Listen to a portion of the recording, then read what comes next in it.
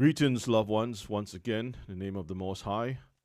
Thank you all for joining us again.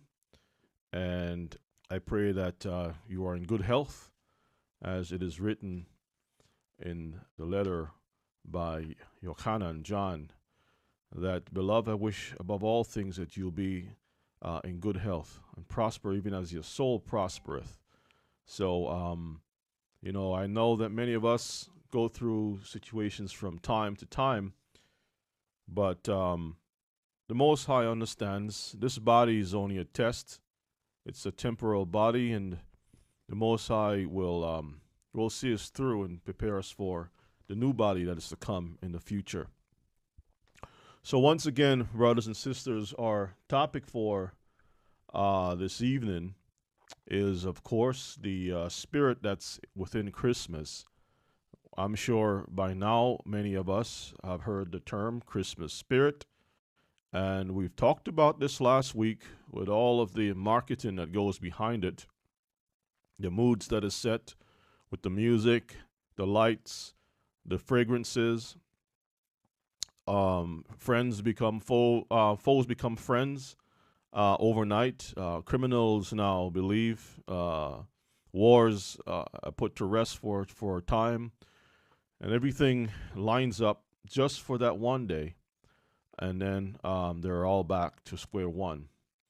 Now, this forum, from the very beginning, HBN, Hope of Israel congregation, has been established with one goal in mind: to bring the news of regathering, to bring the news of salvation to the house of Israel, scattered throughout the whole entire earth, to the four corners of the earth. And even with that, to wake up the Gentiles who are righteous in their hearts, that they will recognize who we are as the true Israelites, humble themselves, and also prepare themselves for the kingdom to come. Because in the kingdom to come, there will be the chosen bride of the Most High, and also the servants, the bridesmaids. So, you don't have one bridesmaid, you have bridesmaids and one bride. This one bride in the future kingdom will have the maids that will benefit from her rise and her marriage. And the bridesmaid's duty is to serve. Now, it's not this type of service where, the minds, people who are full of fear, believe that you're going to break backs and you're going to strip skin and you're going to do all types of atrocities. It'll be done in righteousness, because the bridesmaids love the bride, and the bridesmaids serve the bride with love, and the relationship is such that she recognizes her role, okay, to the bride. And once that understanding has reached the Gentiles, there was no need for them to fear the future. However, there will be Gentiles that will be stubborn within their hearts. The Most High said that there's a place for them. It's called the rod of iron. And they will be crushed under feet because they refuse to submit themselves in love. They refuse to be obedient. Their agenda has always been to go against the Most High. And if they have an opportunity, they will destroy him, because the mindset of Satan, Hasatan, is in their hearts, and therefore they are the product of their father, the devil. So we set our hearts to Mount Zion. We set our hearts to return to our King, and we understand what is at stake, and we are preparing ourselves for that. So in our studies last week, we went through many things, and for those who are new to the call, I suggest you look at the previous video. So the message of salvation, we have talked about this many times, is for the house of Israel. And from the book of Genesis to the book of Revelations, everything else in between, all the other scrolls that are not included in the 66 books, is all about Israel. It's the story, the lifetime, the life story, history of a people the Most High came into covenant relationship with. And we want to rehearse again in the ears of our people who did not attend last week, the book of Jeremiah, chapter 10. It's a classic with regards to dealing with the ways of the Gentiles in terms of Christmas. And so we'll turn to the book of Jeremiah, chapter 10. We'll read from verses 1 and down to verses 5. And Maisha, who is here with me, she will be doing the reading. And may the Most High bless and keep you all. I hope that you all are paying close attention to this thing, as you will learn many new things. And I also have a disclaimer. Don't believe anything I say unless you take the time to verify the information for yourself. I want us to practice this because this is something that I practice myself. You know, sometimes people say things and it sounds new to you, and therefore you grab it, you hold on to it, and you don't realize if it's true or false. And so I think it's important for you to exercise your mind by doing some reading and some research on your own. So the things that I present tonight, the ones that I present throughout our studies, always go back and verify the information for yourself, because we don't want to be blind and dumb sheep. We want to be learned Israelites in the name of the Most High. So let's take a look at Jeremiah 10, verses 1 to verses 5. And go ahead and read, Isha. Hear ye the word which the Lord speaketh unto you, O house of Israel. So we're talking about Israel. See? Read on. Thus saith the Lord, learn not the way of the heathen, and be not dismayed at the signs of heaven. For the heathen are dismayed at them. For the customs of the people are vain. For one cutteth a tree out of the forest, the work of the hands of the cunning workman.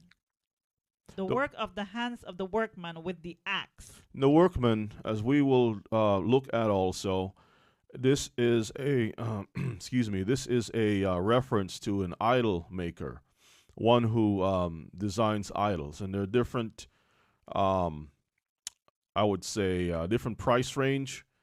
You hire him to do a job. Those who are wealthy can shape it down to a statue, and those who were not wealthy would keep it as a solid tree. And that's the ancient practice. Now, in our time, a lot of things have been simplified into the form of a tree, just simply a tree. These are old or ancient pagan practices that the Most High were warning the house of Israel not to mimic, not to practice, not to assimilate into the mindset of the heathen. Unfortunately, we found ourselves in a very sad predicament, and we will also look at that because Moses had received the prophecy with regards to the house of Israel, that what they will go through for a time, and also the restoration for the house of Israel. So continue reading that. They deck it with silver and with gold. They fasten it with nails and with hammers, that it move not. They are upright as the palm tree, but speak not. They must needs be borne, because they cannot go. Be not afraid of them, for they cannot do evil, neither also is it in them to do good. So that's what Jeremiah said to the house of Israel with regards to, I should say, at this time, he was speaking to the southern kingdom of Israel, and the northern kingdom was already pretty much, the majority of them was already assimilated into the culture of the Assyrians, and from there on they were lost. Now let's go over to the book of Isaiah chapter 40 once again, and we'll start at verses 18. What I want to demonstrate is that the job description of the workman is such as an idol maker. So we can see that what he's dealing with is idolatry. The signs of heaven, the planets, the stars, the sun, the moon, the shapes, the round shapes that are called the planetary bodies, is miniaturized and placed around the tree, and unfortunately, these things has been a distraction for our people. Let's see what Isaiah chapter 40 says. Isaiah 40, and we'll pick it up at verses 18. To whom then will you liken God? Or what likeness will you compare unto him? Mm-hmm. The workman melteth a graven image, and the goldsmith spreadeth it over with gold, and casteth silver chains. So we can see clearly, the workman melts a graven image. The goldsmith spread it over with gold and cast chains. And sometimes you can see the chains that go around the tree, back and forth. All right? Read on. He that is so impoverished that he hath no oblation chooseth a tree that will not rot. That means a person who can't afford a golden image, he will choose a tree that wouldn't rot. That's an evergreen tree. Okay, one that stays even during the cold periods. You can still see green on that tree. Called the spruce, the cedar tree, pine tree, evergreen tree. I mean, these are the different types of trees. Continue. He seeketh unto him a cunning workman to prepare a graven image that shall not be moved. All right, that's all we need. So now we are going to go into the book of Jubilees. And we're going to read the book of Jubilees, also known as the Little Genesis, gives us, I'll tell you what, can you read the prologue so that everyone can understand what this book is about? The prologue in the book of Jubilees. Okay. This is the history of the division of the days of the law and of the testimony, of the events of the years, of their weeks, of their jubilees throughout all the years of the world, as the Lord spoke to Moses on Mount Sinai, when he went up to receive the tables of the law and of the commandments, according to the voice of God, as he said unto him, Go up to the top of the mount. All right, so now let's jump down to verses 4, and let's gain some understanding to what will happen to Israel scattered among the nations. Okay, this is the prophecy with Israel's future. Go ahead and read. Okay, verse 4. And Moses was on the mount 40 days and 40 nights, and God taught him the earlier and the latter history of the division of all the days of the law and of the testimony. And he said, Incline your heart to every word which I will speak to you on this mount, and write them in a book, in order that their generations may see how I have not forsaken them for all the evil which they have wrought in transgressing the covenant which I established between me and you for their generation this day on Mount Sinai. So he says, how I have not forsaken them. And today we have a philosophy or doctrine called replacement theology. Look that up. Replacement theology. It's on two fronts. In the Christian church, they teach that Israel is no longer a people and that they are removed from the covenant. Now the Most High is in the covenant with all those who just call upon his name, no matter what nationality you are. All the covenants that was made with Abraham are no longer in existence. On the second front, you have a group of people who have converted back in I think it's the 8th or 9th century in Khazaria. That's southern Russia, the middle part of Russia, and they became known as Jewish people, Khazawim. And the Khazarians themselves had learned the ways of our forefathers. They got some of our rabbis from Babylon. They got some of our rabbis from different places and were instructed in the ways of the Most High. You can look it up for yourself. Anyway, make a long story short, they became the converts to our way. And when the nation of Khazaria was no longer in existence, they mingled themselves among the rest of the Europeans. And from that point on, were known as the Jewish people. As history would have it, eventually they made their way down into the land of Israel and became known today as the Israelis. So that is pretty much the story of the two-front replacement ideology that is out there. However, the Most High is so good in showing us how we can identify the house of Israel. And the interesting thing about this, a lot of the scientists, doctors, lawyers, scholars, whatever the case may be, are starting to realize that they were wrong, and they're actually putting it out on record who the true nation of Israel are. And brothers and sisters, I am one of them. You are.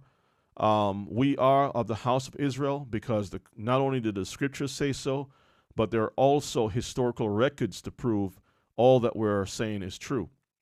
Now, when we come to this understanding, you have to ask yourself a question. If the Most High is in a covenant with a certain people, and if there's a promise, benefits that come with that promise, what do I need to do? How should I live? Because in other words, brothers and sisters, this is a story about your life, my life, and your life.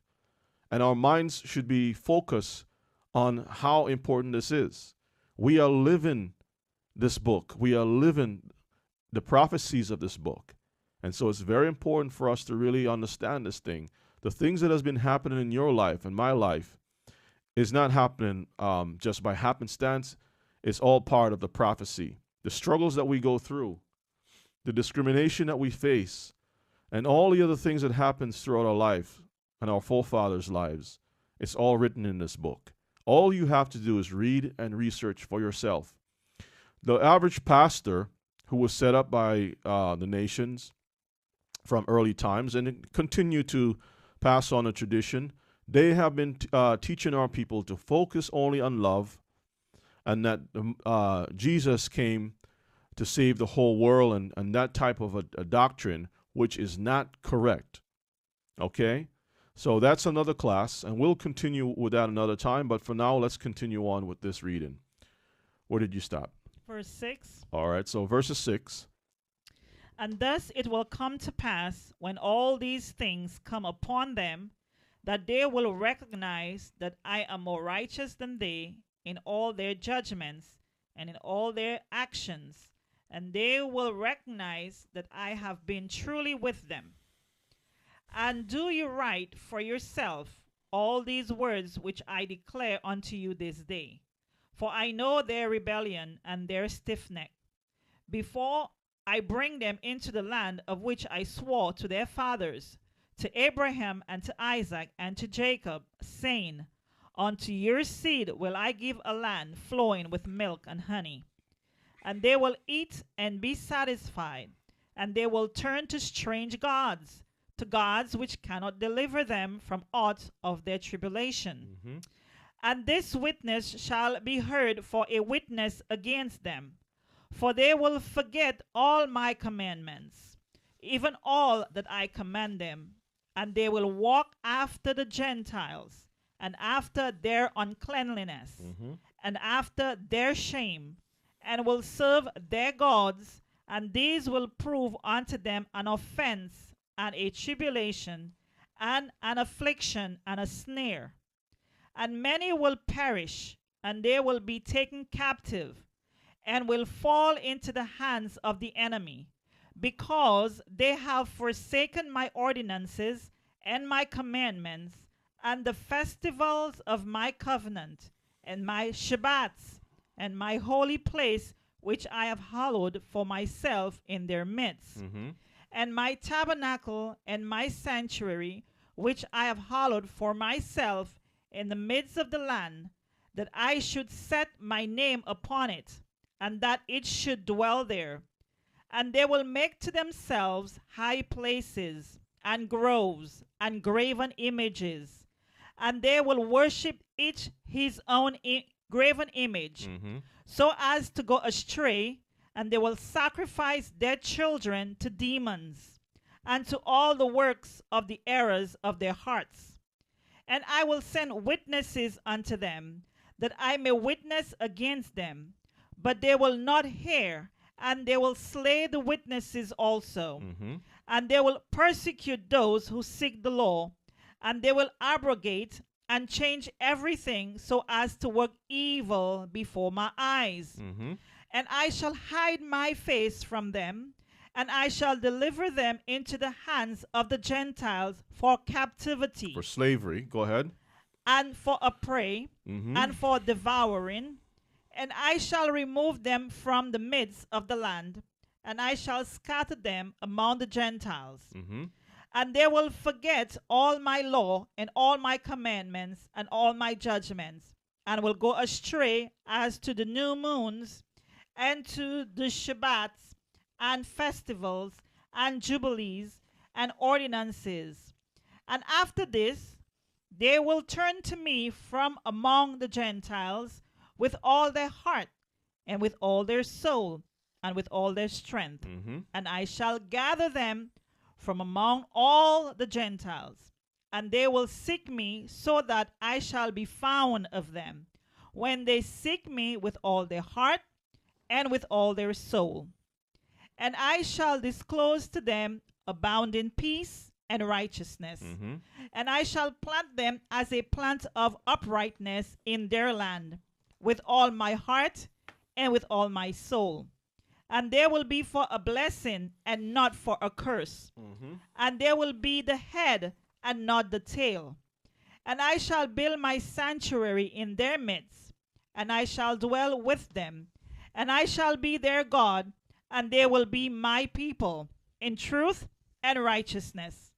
And I shall not forsake them, nor fail them, for I am the Lord their God. All right, that's great. Thank you for reading that. We can see that because of our stiff neck, our forefathers, being stubborn, that's what stiff neck really means.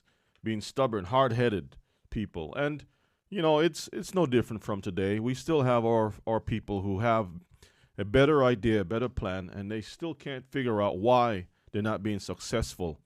In their minds, success is chasing after the dream of the Gentiles and trying to achieve certain statuses among them. And brothers and sisters, that doesn't work at all. It's not for us. It has never been for us. That way of the Gentiles is a way that is leading to death.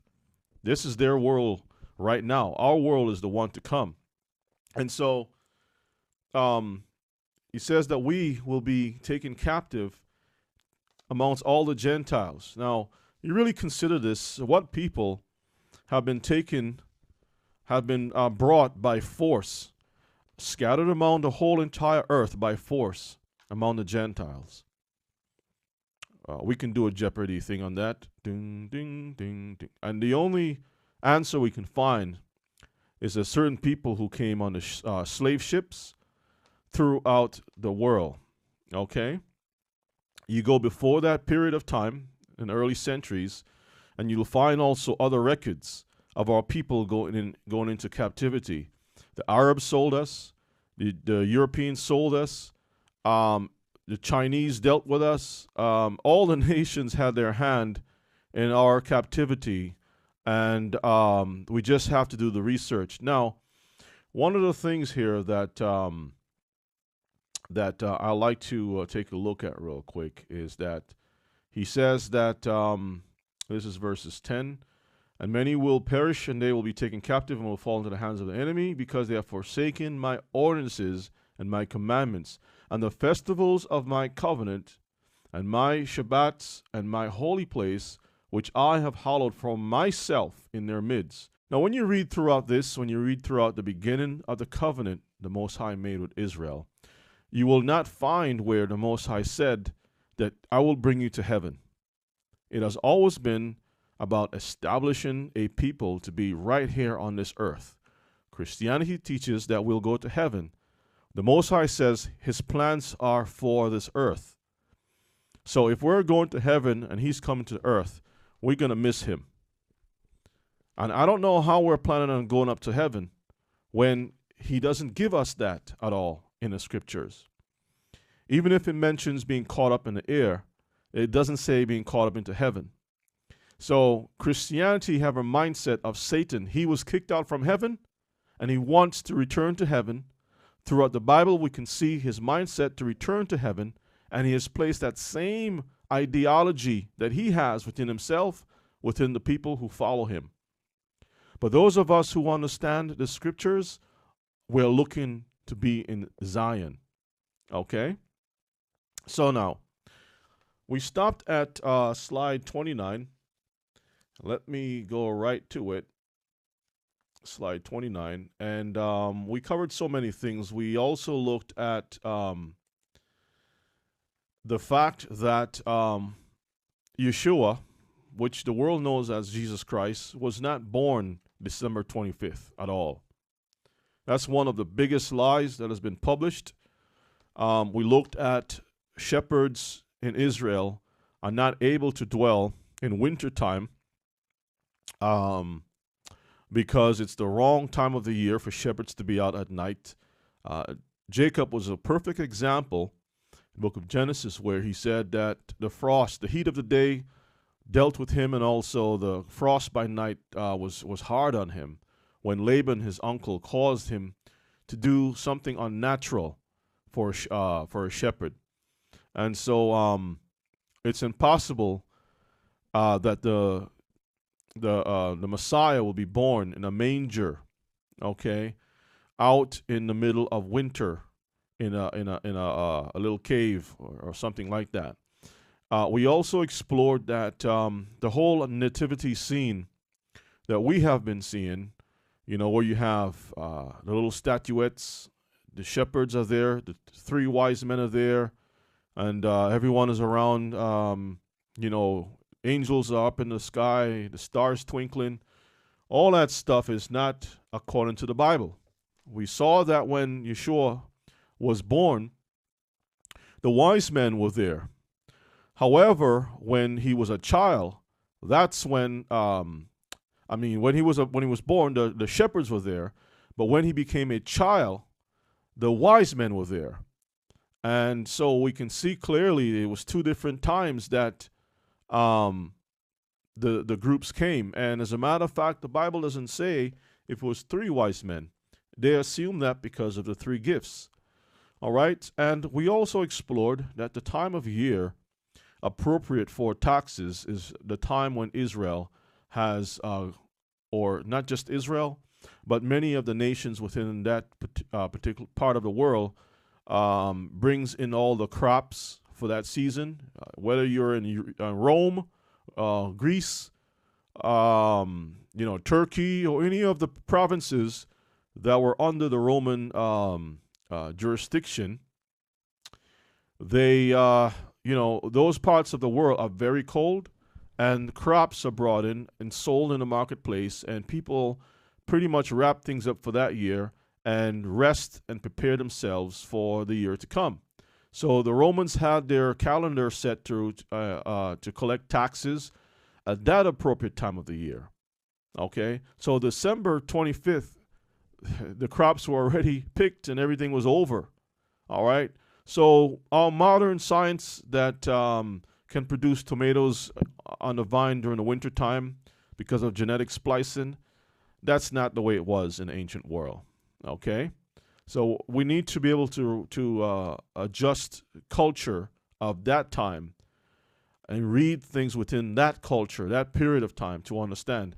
And that's plenty on that. So we also saw that there are different deities of Yule. We looked at the term Yule, and that's a pagan term that pertains to the different gods and goddesses that are out there, their birth time, and as a matter of fact, the Yule goes back to the Oak King, known as the Horned One or the Green Man. He is known to have horns on his head, like deer antlers, and different things like that. So let's continue on. Now, this same oak king, all right, let me go back for a second. This same oak king is also known as the Horned One. The Horned One. The same oak king is where we get Santa Claus from. Many people don't know this, but the character of Santa Claus goes right back to the same oak king. All right. So, this oak king was actually borrowed from another deity known as Pan. P-A-N. Pan. Now let's read a little bit about this Pan creature. Pan, which is Greek, is the companion of nymphs, god of shepherds and flocks, of mountain wilds, hunting and rustic music. Hunting and rustic music. Let me go back for 1 second. Now, this same oak king is also known as a hunter. He's also known as a hunter. So, Pan is also known as the god of hunting and rustic music. That's why you have the term pan flutes, okay? His name originates from the word pain, which means to pasture. He has the hinder quarter legs, the horns of a goat, in the same manner as a fawn, F-A-U-N. It says he seduced by wrapping himself in sheepskin. He seduced by wrapping himself in sheepskin. So he's a goat man, goat-footed man, wraps himself in sheepskin. It's known that he blows on pipes. He inherited his mother's gift of prophecy. His mother's gift of prophecy. Pan was merely one form of a horned god who was worshipped across Europe by a witch cult. Okay? Also, the same goat-footed man was known to be a homosexual. Okay? Now, if you notice, if you can see the picture that I have on the screen, you'll see that this goat foot man has his arms around a naked boy. There's a statue. His hands is around a naked boy, and while the boy is focusing on the flutes, the goat is focusing on him. Okay? That's a homosexual intent. And this is one of the reasons we have a sanitized version of Santa's lust for little children or dealing with little children. Goes right back to pedophilia and things like that. Now, some years ago, there was an ad placed by Apple. And I thought it was pretty interesting. When I saw this ad, I had to make a note of it and put it in my files, because this ad shows it was like a competitive commercial where Apple computer was versus Bill Gates PC computer at the time when Bill Gates was still head of the PC firm. What is that? Windows that he was dealing with. And you had Steve Jobs, was a thin guy. They marketed a competition or a little ad showing that Santa Claus was in the middle of the two of them, as you can see on the screen. And if you notice Santa Claus, of course he has the red suit and he has green gloves. Now that goes back to the horned god, because originally the horned god wore a green outfit. Okay, they transitioned that green outfit from the color of the woods and the forest, a hunter of the forest, hunter green, into that red color. Okay, the color of the Catholic bishops. Now, if you notice in his hand, on his right hand, he has what you call a pan flute. So what in the world? Because I've never seen any type of advertisement or commercial or anything in my memories where the Jingle Bell songs was sung, or any of the festivities for the holiday was sung, and a pan flute was used. I can't recall that at all. Maybe you all have seen something like that.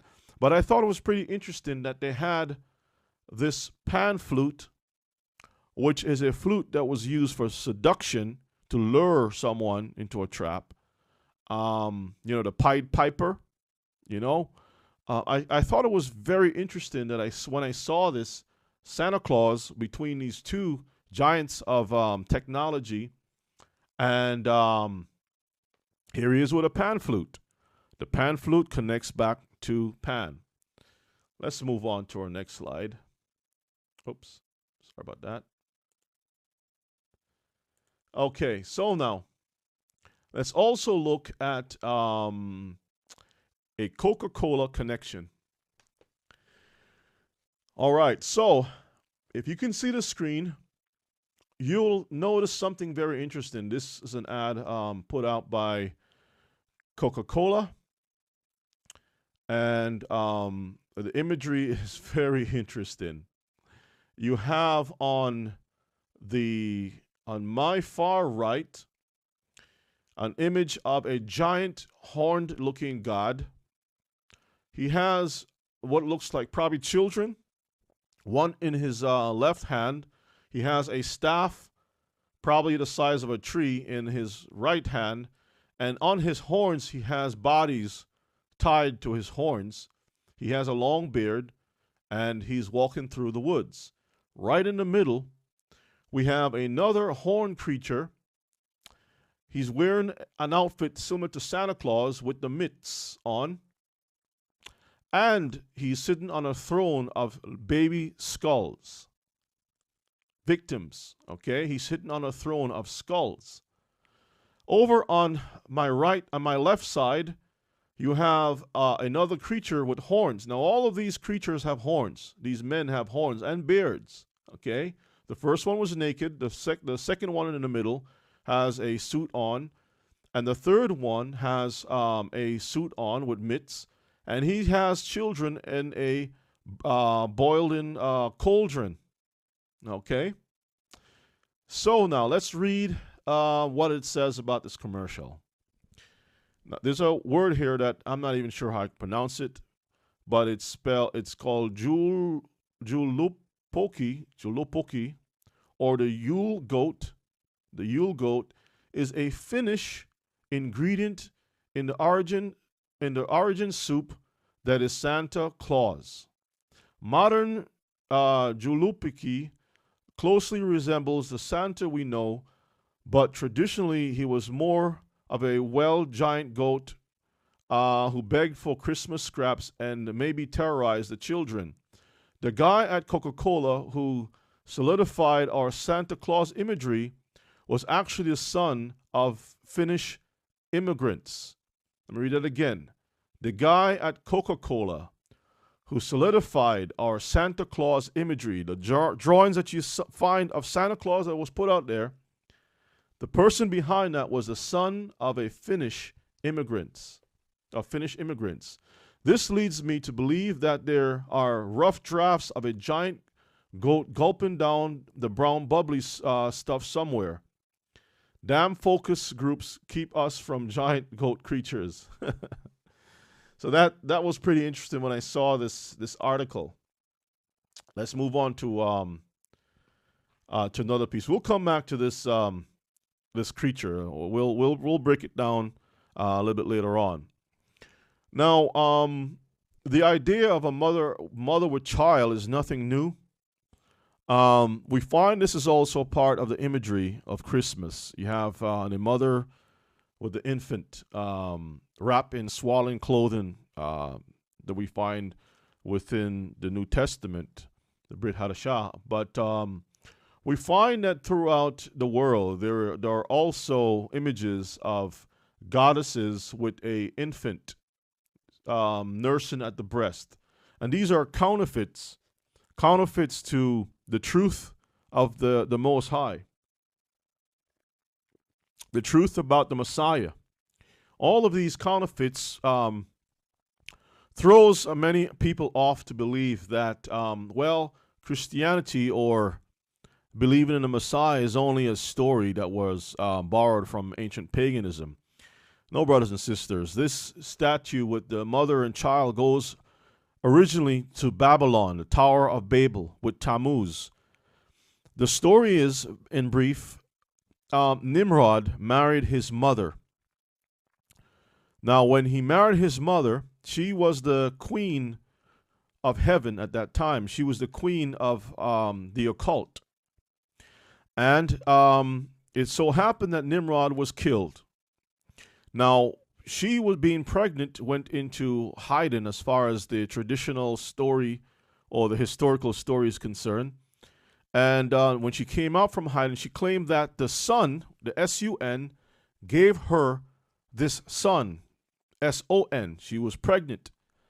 And this child was called Tammuz. Now, from that particular point, it was considered to be a miracle. And the practice during the time of Babel was passed on with the scattering of the people throughout the whole entire earth. The people who traveled this earth brought with them the same root in their own language and their own style throughout the whole earth. And that's a complete different topic.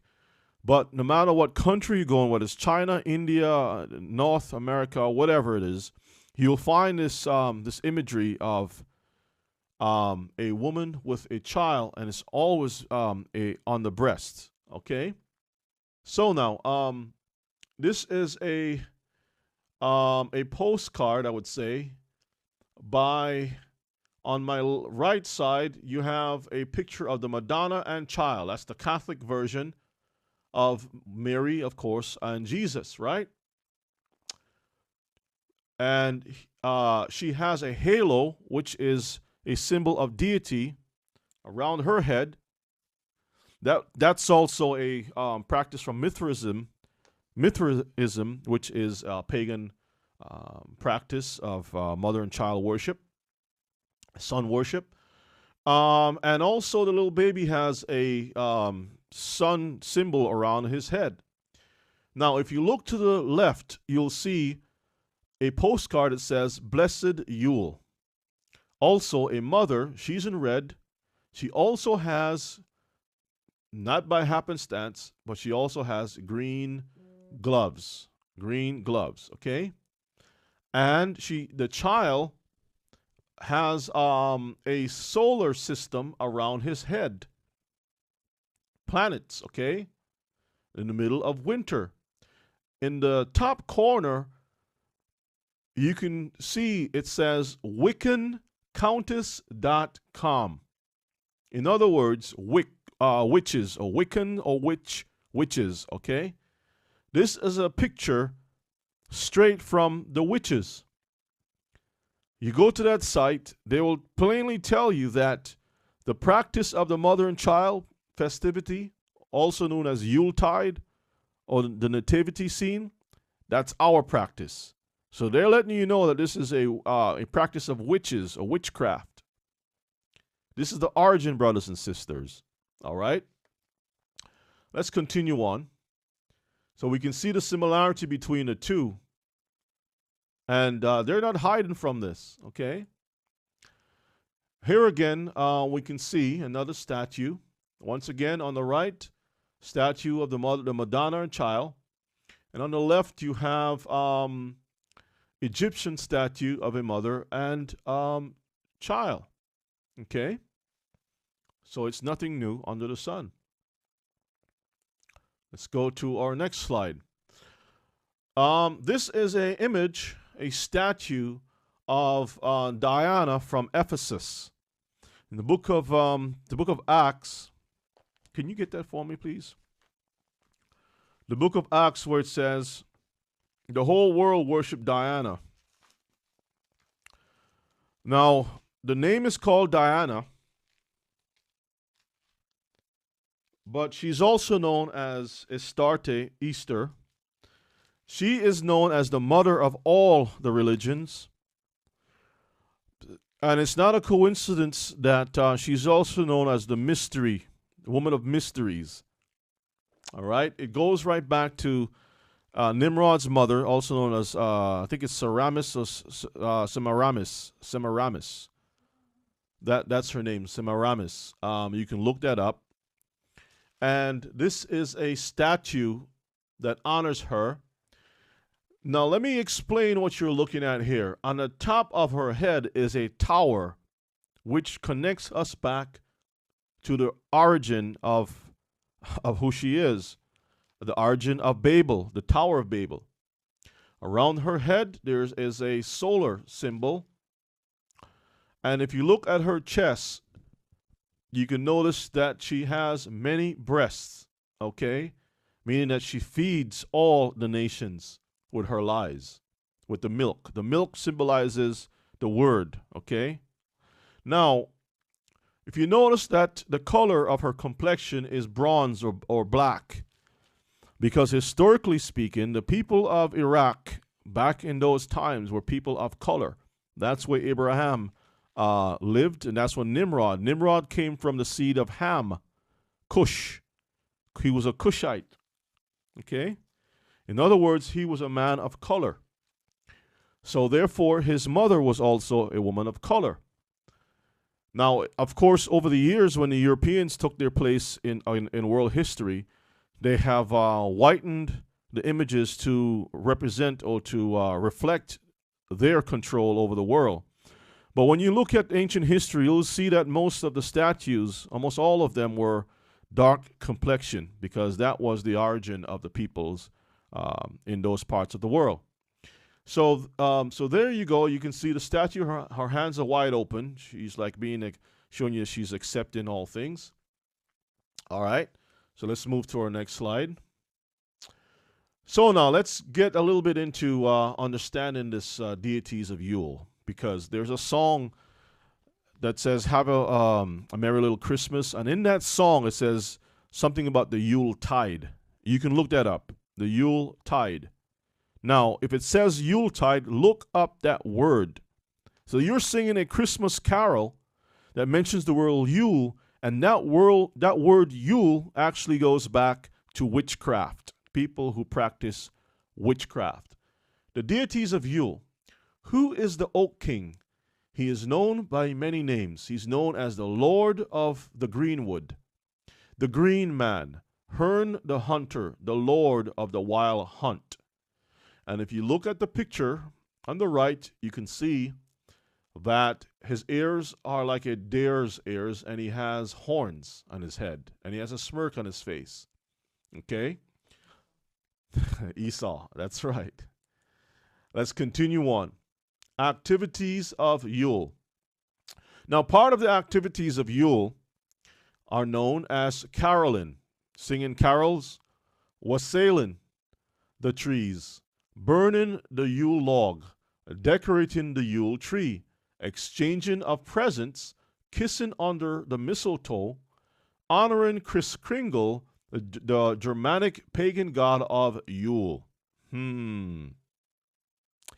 Kris Kringle, also known as the Germanic pagan god of Yule. Now, what throws people off is that you find different names. You see the same symbols, same woman with a child, same, guy with the horns, but you find different names. Well, you see, when the people were scattered into these nations, they brought the same customs, but they put it in their own language. So you may be thinking, well, there's nothing wrong with such and such, but you don't realize it's the same source. Same stream connecting back to that poisonous pond or river or whatever you want to call it. Pit. Okay? Now, the coin that you see on the screen here is a coin with an inscription of Alexander the Greek. Notice that he has a horn above on his coming out of his head. The goat's horn, okay? Because in the scriptures, the Bible says that Greece was that goat. The Grecian Empire was that goat that attacked the Medes and the Persians. Okay? Let's continue on. All right, now, let's take a look at this picture. This is pretty interesting. From Green Man to Santa Claus. So now we're going to see the transition in from the green man, the one who wore a green coat, which of course depicted the forest that he came from, the wild man, the man of the hunt. From green man to Santa Claus. As you can see on the right side, there's a picture that I found. It's called Old Father Christmas. The man has a log on his back, hence the Yule log, okay? A log on his back. He has I guess it's the ivy on his head, like a crown. He has a bowl in his hand, and he has a staff in his hand. And he has an outfit that looks like Santa Claus. But he says in the writing, Old Father Christmas. Now on the left side, we find the green man. He has a staff. He has a green outfit. He also has the same mistletoe on his head. Okay, and he's sitting next to a furnace, like a chimney furnace, okay? And there is a little elf next to him. So it goes back to the origins of Santa Claus. Let's continue on. Let's look at another slide. Now, let's look at this card that was put out there. It says, wishing you a Merry Christmas. The interesting thing about this picture is that the man who is depicted as Santa Claus, he is in an all green outfit. The hat that he's wearing is green, with the white brim around the head. He has a 5-pointed star on his forehead. Okay, he also has deers. So we have the deers with the antlers, which the green man once had. So it's no longer on his head, but the deers are there, symbolically putting all that together. It goes back to the same pagan culture, all right? And he's on a sleigh bringing gifts. But the outfit that he's wearing is green. Let's move on to our next slide. Now, I asked this question here. Which one is Santa? Which one is Christian? Now, can you see it? Okay. Which one is Santa and which one is Christian? Because, of course, whichever one you choose, you're going to say, well, they're both Santa Claus and they're both Christian. Well, if you take this image and you look it up, you'll see one of them is projected as Christian. That's the one in red. And the other one that's covered in green fruits all over his body with the same glasses is not the Santa Claus that we have been told. He is the same green man of the forest, the horned one. Horned one, brothers and sisters. The goat goes back to the devil. Okay? These things are just sanitized and brought to us and sold to us as a product. All right, let's move on to our next slide. St. Nicholas to Santa Claus. All right, let's look at a little history. First of all, St. Nicholas was supposed to be a bishop at 17. It was noted that he saved a sailor, that he also walked on water. He walked in water, okay? That he also restored life, was so popular that more European churches bore his name than the apostles. He was also made the patron saint of banking. Was also called Kris Kringle. Let's look at that for a minute. He's a bishop at 17. That's not according to Scripture. He saved a sailor walking on water.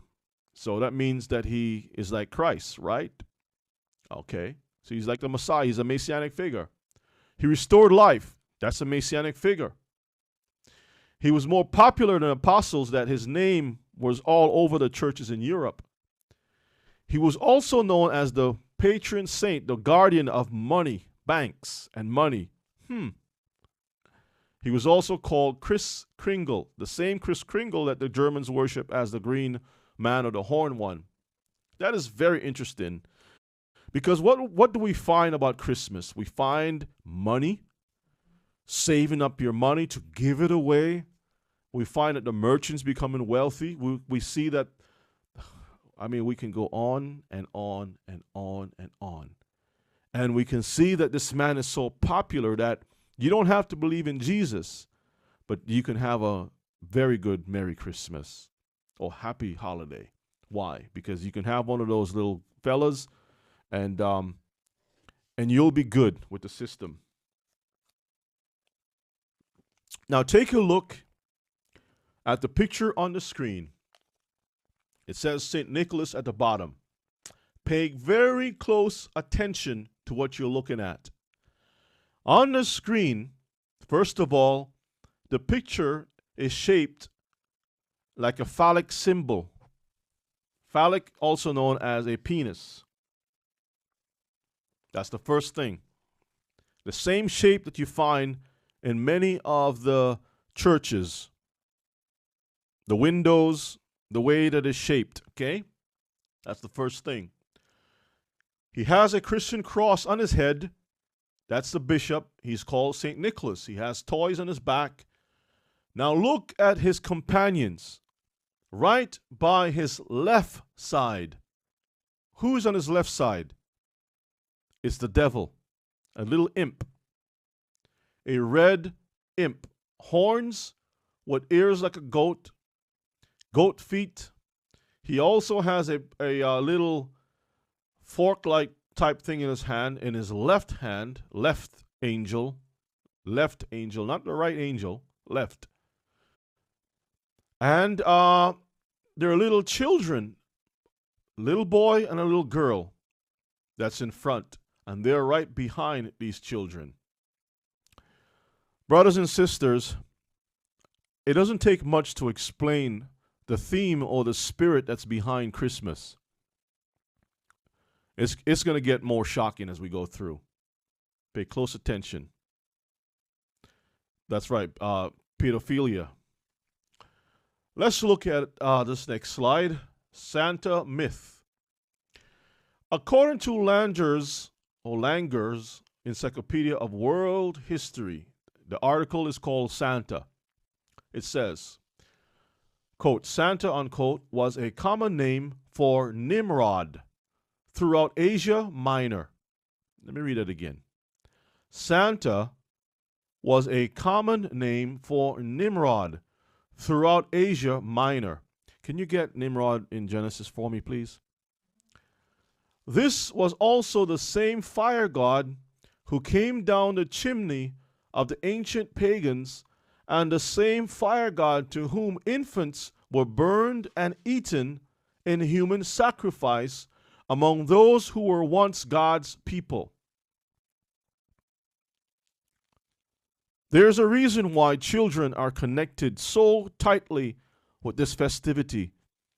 Every time our people bring their children and get them involved in these things, you are acting out the role of a sacrifice. Leaving food at the chimney because Santa is going to come down the chimney is an offering to a false god. It's a sacrifice. You're leaving an offering unto a demon that you allow to come through into your house, into your home. The whole thing is a lie, brothers and sisters. Roots are very, very deep. Let's go to the book of Genesis. What chapter? 10. The book of Genesis, chapter 10, and verses 8. Okay, let's take a look at, and then we'll switch over to the book of Genesis, chapter 11 also, and get some understanding. So let's pick it up at verses 8. And Cush begat Nimrod. He began to be a mighty one in the earth. He was a mighty hunter before the Lord. Wherefore it is said, even as Nimrod, the mighty hunter before the Lord. Now, hold on a second. Look at what we have looked at before. The horned man, the green man, was called a hunter. A hunter. According to what this encyclopedia is saying, Santa Claus is known as Nimrod. Continue reading. Wherefore it is said, even as Nimrod, the mighty hunter before the Lord. And the beginning of his kingdom was Babel, and Erech, and Akkad, and Calneh in the land of Shinar. Okay. Now, so we can see that the beginning of his kingdom was Babel. Let's go over to chapter 11 and verses 1. And the whole earth was of one language and of one speech. And it came to pass, as they journeyed from the east, that they found a plain in the land of Shinar. And they dwelled there. And they said one to another, Go to, let us make brick, and burn them thoroughly. And they had brick for stone, and slime had they for mortar. And they said, Go to, let us build us a city and a tower, whose top may reach unto heaven. And let us make us a name, lest we be scattered abroad upon the face of the whole earth. And the Lord came down to see the city and the tower which the children of men build. And the Lord said, Behold, the people is one, and they have all one language. And this they begin to do. And now nothing will be restrained from them which they have imagined to do. This is the first skyscraper. And if you notice carefully, the Most High didn't feel too happy about this project. And it was a sign of greatness and defying the Most High, trying to reach up to heaven. There's a lot more behind this. We won't have time to cover it. But it's a sign of rebellion. As a matter of fact, the word Nimrod in Hebrew is marad. And it means to rebel, to fight against, to rebel, okay? And the Bible says which disobedience is as a sign of witchcraft. Rebellion is as the sign of witchcraft. Thank you. Rebellion or marad is a sign of witchcraft. Read on. Verse 7. Go to, let us go down, and there confound their language, that they may not understand one another's speech. So the Lord scattered them abroad from thence upon the face of all the earth, and they left off to build the city. So the history is that the people were scattered. They brought with them the astrology system that they learned throughout the whole earth in their different languages, because they all started off as one language, but they were scattered into these different languages. That's why you can find pyramids in Egypt, pyramids in China, pyramids all over the earth, okay, with the same building structure and things like that. That's why we have also a capstone pyramid type thing right in front of D.C., okay? Read on. Therefore is the name of it called Babel, because the Lord did there confound the language of all the earth. And from thence did the Lord scatter them abroad upon the face of all the earth. Now we're looking at Jolly Saint Nick. That's another term for Santa Claus. And you'll find it very interesting, the term Nick, okay? You probably heard the term nickname, a nick of time, a nickel, nick, this, that. When you get a little cut, you nick yourself. Brothers and sisters, it goes back to the devil himself. Let's read. Today's Santa Claus comes from, quote, St. Nicholas, unquote, end quote. Washington Irving in 1809 is responsible for remaking, let me read it again, Washington Irving, back in 1809, is responsible for remaking the original old stern bishop of this same name into the new Jolly Saint Nick. If you look at the picture on the screen on the right side, well, the only picture that's there, you can see the same imagery. The Jolly Saint Nick, he's a fat belly guy, and he has all these toys all around him, pipe in his hand, and I don't know how he can be an influence for children. He's smoking a pipe. Okay. So what they're saying here is that the image was transformed back in 1809 into what we have today. It's a progression. The devil is changing his clothes and changing his appearance as an angel of light to the people. Let's look at Saint Nick. Who really is jolly old Saint Nick? The name Santa Claus is derived from Sinterklaas, the Dutch name for the character based on St. Nicholas or Saint Nick for short. Now let's look at the definition for the word Nick. Old Nick. Look it up in your dictionary. Old Nick. Remember, he's jolly old Saint Nick, right? Old Nick. Nick, or Old Nick, is a well-known appellation of the devil. Let me read it again, and I'll read it slow. Nick, or Old Nick, is a well-known appellation of the devil. The name appears to have been derived from the Dutch Nikken, Nikken, the devil, which again comes from the Anglo-Saxon word nakan, nak-an, to slay. For the Watcher says the devil was a murderer from the beginning.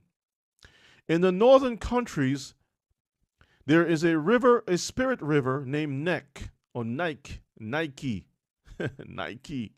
the swoosh that you find on the shoe, or Noke, of the same nature as the water kelpie and the merman, or the merman of Triton. Triton is the god of the water. Stuff goes deep. It goes into all kinds of paganism. Old Nick, pronunciation Old Nick, function noun. The date of this term, 1643, used as a name of the devil. So, when you nick yourself, you get a cut. It's as if you got a sacrifice. You hurt yourself, right? You slayed yourself. That's the devil. A nickname, which is a false name, not a real name, but a false name, because the devil has many names. Where does that term come from? Okay, think about that. So, the show called Nickelodeon, nickel is 5 cents. Among the pagans, 5 pentagram is also a very powerful symbol in witchcraft. 5, number 5, okay? Now, there's a picture that I found very interesting, and I'm sure you can see it by now. It shows a picture of, can't see it? Not yet, okay. It shows a picture of Santa Claus with goat feet, removing his face, his false face, or his nickname. And behind the mask, you can see his face with little horns in his forehead. He is the devil, dressed in red. He has a staff to lead children away. Do you see that? The horned statue, or the horned image of Satan, bringing gifts to entice, and bells and different things like that. And you can see his tail swinging out from behind his back. Brothers and sisters, we're not playing with anything innocent. This has a long history of paganism. Let's go to our next slide. Santa Claus is known to have elves. Is that correct? Let's look at the history. Let's look at the definition of an elf. An elf, noun. A small, often mischievous creature considered to have magical powers. Also known as a lively, mischievous child. A small, often mischievous creature considered to have magical powers. Brothers and sisters, we're not dealing with anything natural here. We're talking about supernatural stuff here. Supernatural. Now, let's dig a little deeper, because sometimes if you really want to find the truth, you got to really dig to find the truth, right? Now, it says that the word elf also refers to mischievous, a being with magical powers, right? There's also another word that is used by definition. It's called an imp. An imp is a little mischievous creature, right? This is what it says, noun. A little devil, That's the word imp, little devil. Or demon, an evil spirit. Number 2, a mischievous child.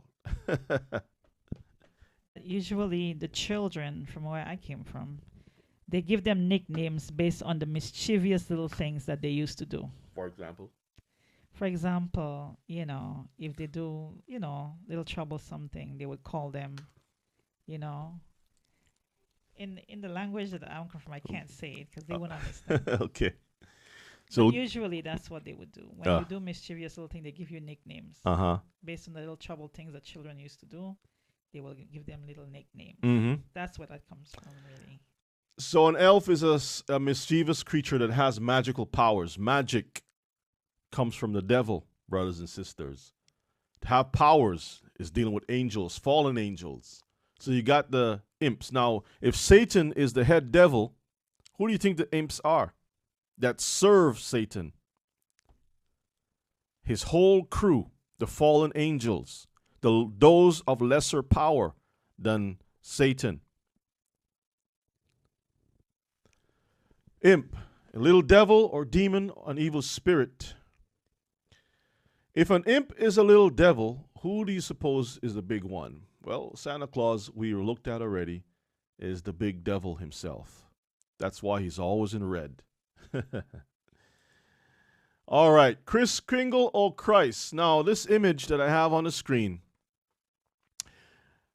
depicts Santa Claus as being sacrificed on a cross. All of the gifts that he has to give to the world. He's bringing gifts to the world, joy to the world. His sacrifice is so great, he's actually as Christ Kringle on a cross. It's amazing. And he has his fat belly exposed for the world to see. Now, there's also another image that many of you all are not familiar with, but you can look it up and research for yourself. Originally, Santa Claus didn't have reindeers riding on or have reindeers pulling his carriage, but originally he rode a goat. The goat was the vehicle that he rode on. Goes back to Satan. So we have a picture, black and white picture, of the original Santa Claus riding on a goat, and the goat has a kind of a like crafty smile. Santa Claus, which is the Yule man or the horn man, has a basket. Looks like he has a child that he kidnapped in his arm. Big old bowl of porridge or something is in his hand, some bowl, and he's riding a goat. And then when you look over to the other picture in the color, you can see that it's been sanitized to the degree where he still is riding a goat, and he has these toys all in his hand and a doll. Okay, and yes, Kiefer, we'll get into that that area about the movie Krampus, okay, because that's also part of our study. All right, so let's move on. The Yule goat. Let's look at the story behind the goat that Santa Claus originally used to ride. Remember, he's a goat-footed man. He transformed himself, dropped the goat feet, and now he's riding a goat, and then he dropped the goat, and now he has a reindeer. Before he had deer's horn, he was wearing a green coat. Now he's wearing a red coat with green gloves, and they keep switching him up. They keep remarketing him into different pictures. So now, the Yule goat is one of the oldest Scandinavian. That's a Gentile, right? Scandinavia, that's Northern Europe, and Northern European Yule and Christmas symbols and traditions.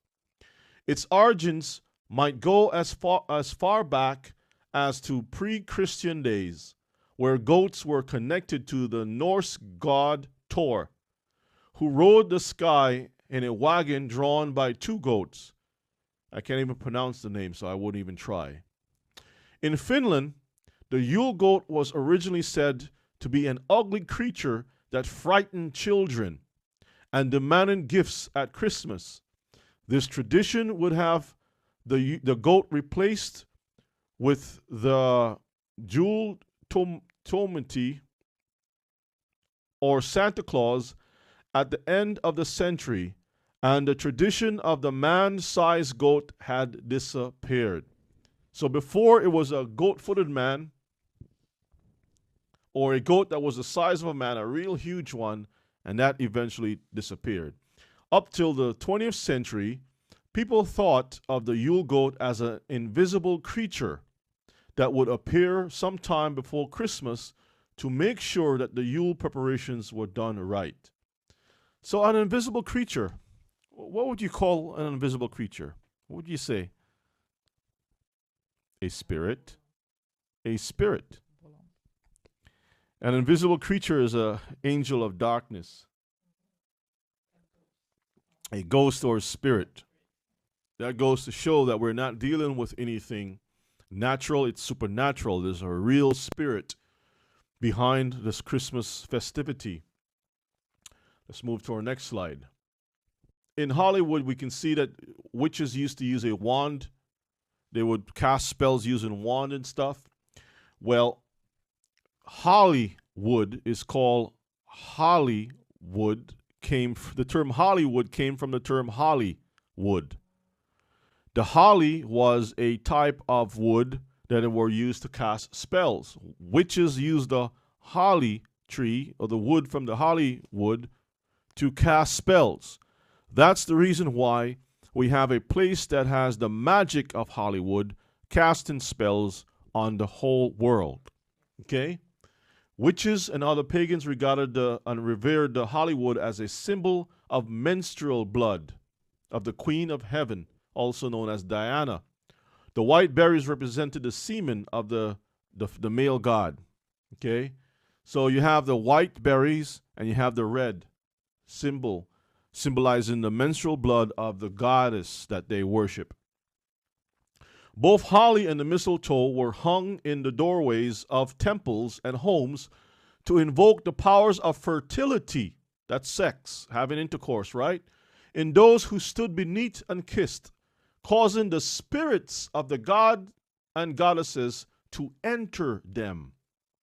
So when you come under the mistletoe, the holly and the mistletoe, which is hung above the door, and you perform this kissing rite, you are causing spirits of the world worship, the gods that they worship, to come into your body. You are making yourself available to be possessed by demons, brothers and sisters. That's why no matter who comes underneath that thing, whether it's your husband, wife, or not your husband or wife, or whoever the case may be, the kiss is just a kiss, is just a kiss. That's why the song says, I saw Mama kissing Santa Claus. Why was Mama kissing Santa Claus? Where was Daddy? So, in other words, brothers and sisters, we're talking about demon possession here. This is not a joke. This is serious business. People think and make this thing as fun and games, but we're not playing with games. Let's look at the wreath. The Advent wreath is part of our long-standing Catholic tradition. It's a Catholic tradition, brothers and sisters. In Scandinavia during winter, lighted candles were placed around a wheel and prayers were offered to the God of light to turn the wheel of the earth back toward the sun to lengthen the days and restore warmth. Let me read it again. The beginning of the Advent, the birth of the wreath, is part of our long-standing Catholic tradition. In Scandinavia, during wintertime, lighted candles were placed around a wheel and prayers were offered to the God of light to turn the wheel of the earth back toward the sun to lengthen the days and restore warmth. The circular Advent wreath and its candles were pre-Christian, a pagan practice absorbed into Christian observances. Like many pagan rites, Christian conversion spread across Europe. Pagan origin, use of Advent wreath by Linder Ashar. Let's go to our next slide. Now, let me just speak real briefly on wreaths, because when you dig a little deeper into wreaths, brothers and sisters, what you're going to find is that wreaths are something placed on the dead for graves. You know, when soldiers die, they place a wreath. They place a wreath of flowers or wreath on the gravestones. Well, that's because it connects back to death. It has nothing to do with life, but it all pertains to death. All of these things, brothers and sisters, are pagan practices, all of these things. And that's why the Most High says, learn not the way of who? The heathen. Don't learn the way of the heathen. Yeah. That is why it's Christmas, which is a celebration of the dead. That's why Mass represents the exactly. dead. It's a celebration of the dead. Celebration of the dead. We talked about this last week. Yeah. Christ, what does the birth of Christ and the death, a Mass, which is the celebration of the dead, have to do with the birth of Christ? It's a contradiction. It makes no sense. I'm going to celebrate the birthday and the death in one festivity. When midnight hits, I go out and I do a Mass, and then I celebrate the birthday. And the Mass is normally done, midnight on December 24th?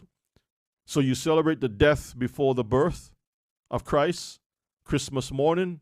Does that make any sense at all? As a matter of fact, I'm going to pause for a moment. Does anyone have any comments that they'd like to share or any questions so far? I don't have really a comment, but what I'm saying is you really come and go with this teaching. You know, I really enjoying it, because all these things, I know that, but it is a good thing that you bring this thing out to the school, so that the student will learn these things. You know, it is very important, because in this walk, we all are walking together to worship the Lord in spirit and in truth. All this pagan custom that the world have, or that is teaching in churches, that it is a good thing that you brought it up. That all those who have the Christmas tree and all these other things taking part of it, that they will decline from that when they come to know that they are really Israel. So I'm very glad you brought it up. Thank you.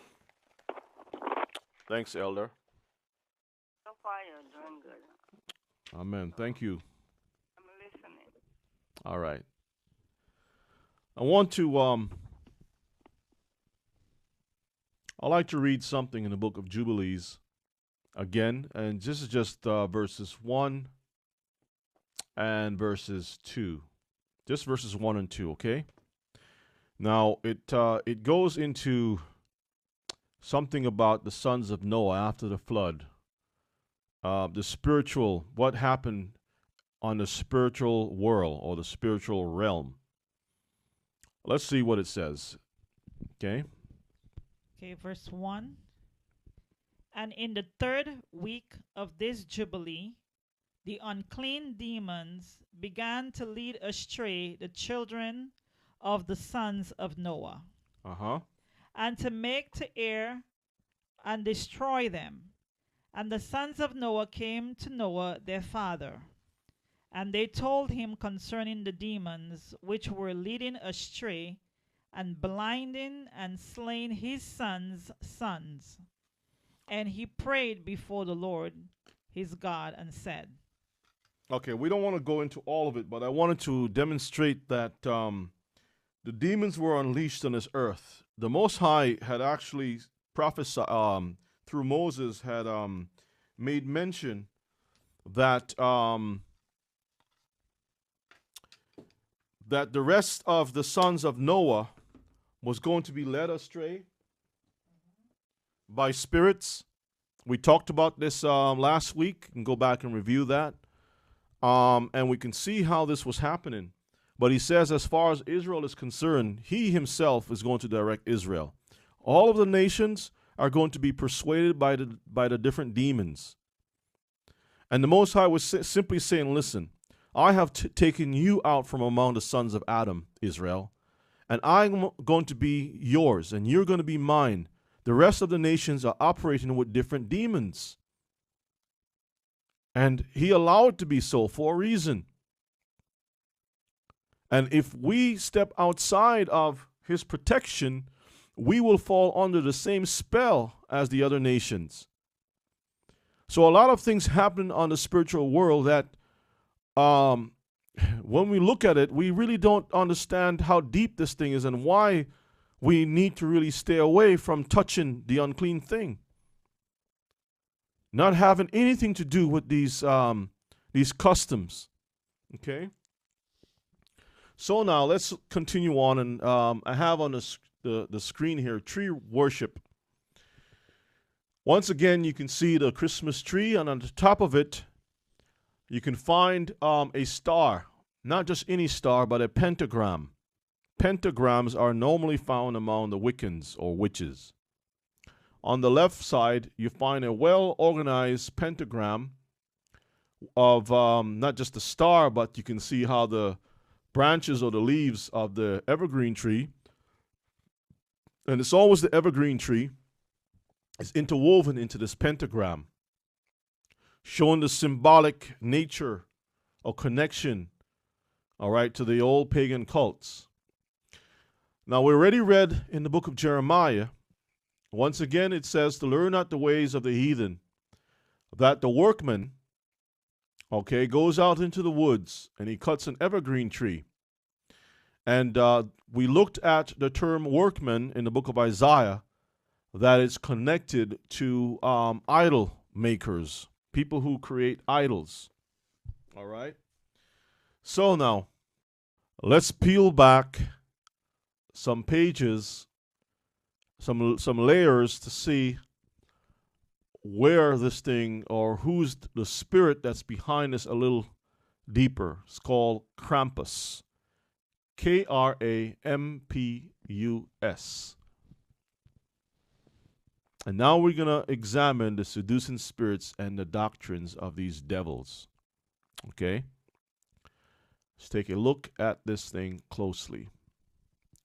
Now, Krampus, there is a festivity card or festival card, a holiday card that you can find in Europe. Now, as I said before, don't take my word for it. Please do your own research. You can go to YouTube, type in Krampus, Krampus, and you'll find a lot of history behind who this creature is. Now, according to the Christmas festivity, there's a saying that Santa Claus knows if you're naughty or if you're nice. So be good for goodness sake, right? You better watch out. You better watch out. Now, these sayings are not something fun and festive. It's actually, there's a history. There are always histories behind certain terms and certain things that the Gentiles push out. Let me give you an example. When people sneeze, the first thing that follows is God bless you. I've shared with you all before that that's a pagan practice, because in the old country of Europe, the old world of Europe, as it says, they believe that when a person sneezes, their bodies are opened for demon possession. So in order to stop the demons from coming in when you sneeze, because you're vulnerable at that time, the gate is open, someone must say, God bless you, to protect you from being possessed by demons. So that's something you can look up for yourself. And you'll find that these cultures, these customs from the heathen, we have gotten so accustomed to that we don't even know the origin of these things. We just go along with it. We say, okay, God bless you, God bless you. They can sneeze like 1,000 times. It can be a wicked person, and they say, thank you. How can God bless you when you're so evil and wicked? And a sneeze is going to cause the Most High to bless you? So now, Krampus. When you look at this card, you can see clearly the connection. The naughty part of Santa Claus is a demon, a goat-headed creature with his tongue sticking out. I'm not sure if you all have ever seen Miley Cyrus, images of her with her tongue sticking out. And normally, she would have her hair fashioned in such a way that it appears to be two horns on her head. Two horns on her head. Okay? So we find that Krampus has a list. Krampus is a demon. He has a list in his hand looking to see who is naughty or nice. And he's also sharing the same list with Santa Claus. They switch roles, like the good cop, bad cop, but it's the same police. Okay? Let's move on. Horror for the Holiday meets the Anti-Santa by Peter Crimmins by NPR News. There are no Christmas lights for Janet Finnegar's house. Instead, hundreds of rib bones, RIB bones, left over from a neighborhood barbecue hang on a clothesline. She will drape the bones over herself and wear them like a grisly tunic. It's her Krampus costume. The Krampus is a character from European Alpine folklore, common in Austria and Switzerland. The creature stands on two hooves and has horns growing out of his skull. An extremely long tongue hangs out of his mouth, and it carries a basket to haul away naughty children. For hundreds of years, the Krampus and St. Nicholas have worked a kind of good cop, bad cop routine. St. Nick rewards the good children. Krampus terrorizes the bad. Around the country, there are Krampus parties and club nights in December where people dress in leftover Halloween costumes to drink and dance. Do you all see the connection between Halloween, which goes into the festivity of Thanksgiving, and right into Christmas, brothers and sisters? The devil has his hands well deep into the system, and our people love to have it so. Our people are destroyed for lack of knowledge. Let's move on to our next slide. Let's look at Krampus, a brief history, so that you can understand what we're dealing with here. Let's peel away the Santa Claus and get right to the source. Krampus is one of those quirky survivals of a pagan tradition that preceded Christianity, much like Santa himself.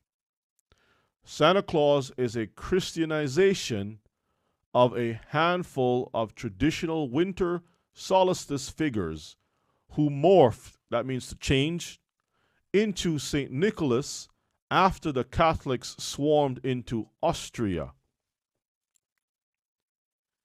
In other words, brothers and sisters, this is nothing but a baptized form of paganism or witchcraft, evil, demonic practices. Something morphed, mixed with the names of the saints, the names of the Catholic Church, blended together into one soup and fed to the masses. Let's continue on.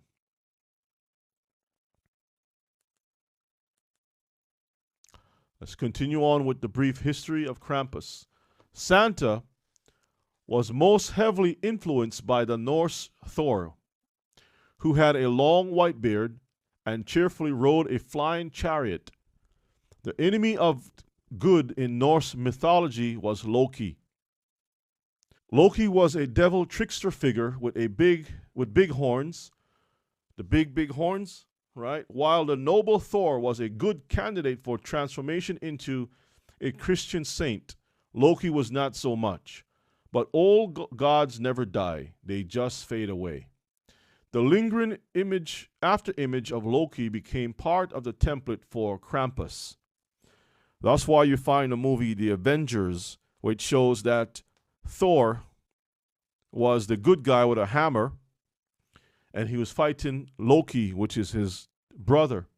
And Loki had these huge horns, and Loki was all in green.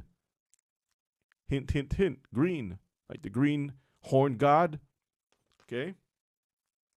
And the costume of Thor is usually a red top also. Red and black. All right, so let's move on. There are two takes on Krampus, one being a secular humanist approach and the other being a magic tradition angle. On December 5th, on the eve of the feast of Saint Nick, Austrians, that's people from Austria next to Germany, celebrate Krampus by running across the city in grotesque masks, and generally scaring children. This is an extension of the good cop, bad cop theory. Saint Nick makes his rounds on December 6th, rewarding all the good little children, a task which is made easy since Krampus has been out the night before, punishing pretty much the same children with a good switching. Now, you can see on the left side a picture of the Grinch, the Christmas Grinch. Okay. Dr. Seuss, the Grinch who stole Christmas, I think it's called. And you have this horned creature that's green with a switch snatching up children. Okay. And so we watch these things and we think, oh, it's so funny. It's just, fun and games. But brothers and sisters, this is just poison. Sacrificing the children. Let's continue on. Krampus, a brief history. Krampus is one of Santa's minions who follows along obediently, passing out presents or switches, depending on the moral turpitude of the child in question. Presumably, this would make the pointy-eared Krampus kind of a template of Santa's elves. In other words, brothers and sisters, Santa's elves is nothing more than little demons. Okay, we already talked about that. All right. Then all the adults go out and get drunk. And much hilarity ensues, laughter ensues, right? The other interpretation of Krampus is more mystical, magical, mystical, right? That's dealing with the spirit realm. Under this theory, people dress up in hideous masks of Krampus in order to scare off evil spirits. Now, what you're looking at on the right side of the screen is a picture of a woman meeting a spirit, a goat spirit, in the woods, and she's rubbing noses and kissing the spirit under a tree. This is a Gentile having relations with a demon.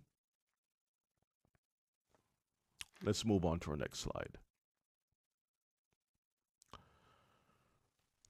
One of the relative benefits of paganism over Christianity is that paganism usually has holidays devoted to wild, orgiastic excess. In other words, brothers and sisters, orgies, wild parties where you come to the Christmas party, you get drunk, you go to the back room in the office, you have sex with your coworkers, the boss, whatever the case may be. The boss becomes a servant, you become the boss, and the chocolates are full of liquor in it. The drinks are spiced with liquor in it. The cakes have liquor in it. Everything has liquor in it. And you get wasted, and you get as drunk as you can so you'll forget everything. It happens from now all the way to New Year's. All right. So the practice is to get to that stage, and this is where we have the term bacchanal or bacchanalia, because bacchanalia actually ties into the practice of this festivity, Christmas, where the church, in ancient times, the Romans allowed the servants, the slaves of Rome, to be heads over the masters. And they have these wild parties where they're stripped down naked and they, do all kinds of crazy stuff. You can look it up, brothers and sisters. This is where we have in the Caribbean bacchanal, juve, and those different things. And it goes into spring festival during the time of Lent. So you got Lent with the Mardi Gras, the carnival, and all those different things. And then you have in the end of the year, the same thing. All the parades, all these things goes right back to the procession that goes into Babylon, Rome, and all of these pagan customs. All right? So it says the Celts, the Celtic people, indulged in this behavior around Easter, which led to the adoption of the Easter bunny as the mascot for the Christian version. You look at this picture, and there's something sinister about this Easter bunny. First of all, why is the Easter bunny in this winter festival picture? When I saw this, it kind of caught my attention because it makes a lot of sense. It shows how the Easter bunny, he has candles for horns on his head, and you have the phallic symbol in the back of the maypole with the ornament behind him, and he has an egg with an infinity symbol of the sun on that egg glowing, and this little boy kind of like looks a little effeminate little boy holding the hand of this perverted bunny. That's a pedophile type of thing, brothers and sisters, that we're looking at here. And the child is blushing. Let's move on. Krampus the pervert. Once the Christians criminalize orgiastic excess. In other words, once Christians took over the festivity and they call this practice something criminal or something forbidden, the Krampus fertility nexus evolved. It changed into more of a taboo stalking kind of a scenario in which the devilish figure, traditionally depicted with a swollen foot long red tongue, malevolently trusts himself on nubile women who are eternally protesting his advances but not protesting too much. So you have these pictures, if you can look at these Christmas so-called Krampus cards in Europe, it shows a devil coming into the bedrooms of the women, pulling their clothing, trying to entice them. They're resistant, but not too much, because they like to play that little game, you see. This little game here. After all, he had a foot-long red tongue. Hint, hint, something sexual here, right? Krampus postcards commemorated the holiday season. These tend to feature Krampus and his prodigious tongue assailing various Betty Page type pinup girls with his lecherous advances. So in the pictures you can see how the woman is at her door and the devil shows up with his tongue sticking out, and she is entertaining this whole idea. You find also a figure of the devil like a vampire. The picture is red. The woman seems like she's pleased with it. She's looking at the artist who's drawn the picture, and the devil has his hands on her shoulder, gently pulling her clothes down. He has a chain around her, entrapping her, and he is seducing her like a vampire. Remember, the pictures of Dracula is always seducing the women. The word Dracula, we talked about this before, comes from Dracul. Dracul is a word that means dragon or order of the dragon. The dragon, of course, is the devil. The one who gave Vladis the title of Dracul. Vladis was a prince who protected the Catholics from the Islamic armies from coming into Europe. Okay. He was made a knight of the realm of the Vatican. He was part of the Holy Roman Empire. And because of his valor against the Muslims, he was given the order Knight of the Dragons, of the Dragon, or Dracul. Okay? That term was passed on as Dracula, but the devil himself is the dragon. And we can see how this man is hovering over this woman as if he wants to bite her neck. Let's move on to our next slide. Neck Rup. Let me try to pronounce this word. Ruprecht. Neck Ruprecht. Santa's friend. This is another term of the same demon. Let me pull the screen up so everyone can see it. In the folklore of Germany, the folklore of Germany, Neck Ruprecht or Knight Rupert, which translate as farmhand Rupert or servant Rupert, is a companion of Saint Nicholas. He first appears in written sources in the 17th century as a figure in Nuremberg's Christmas procession.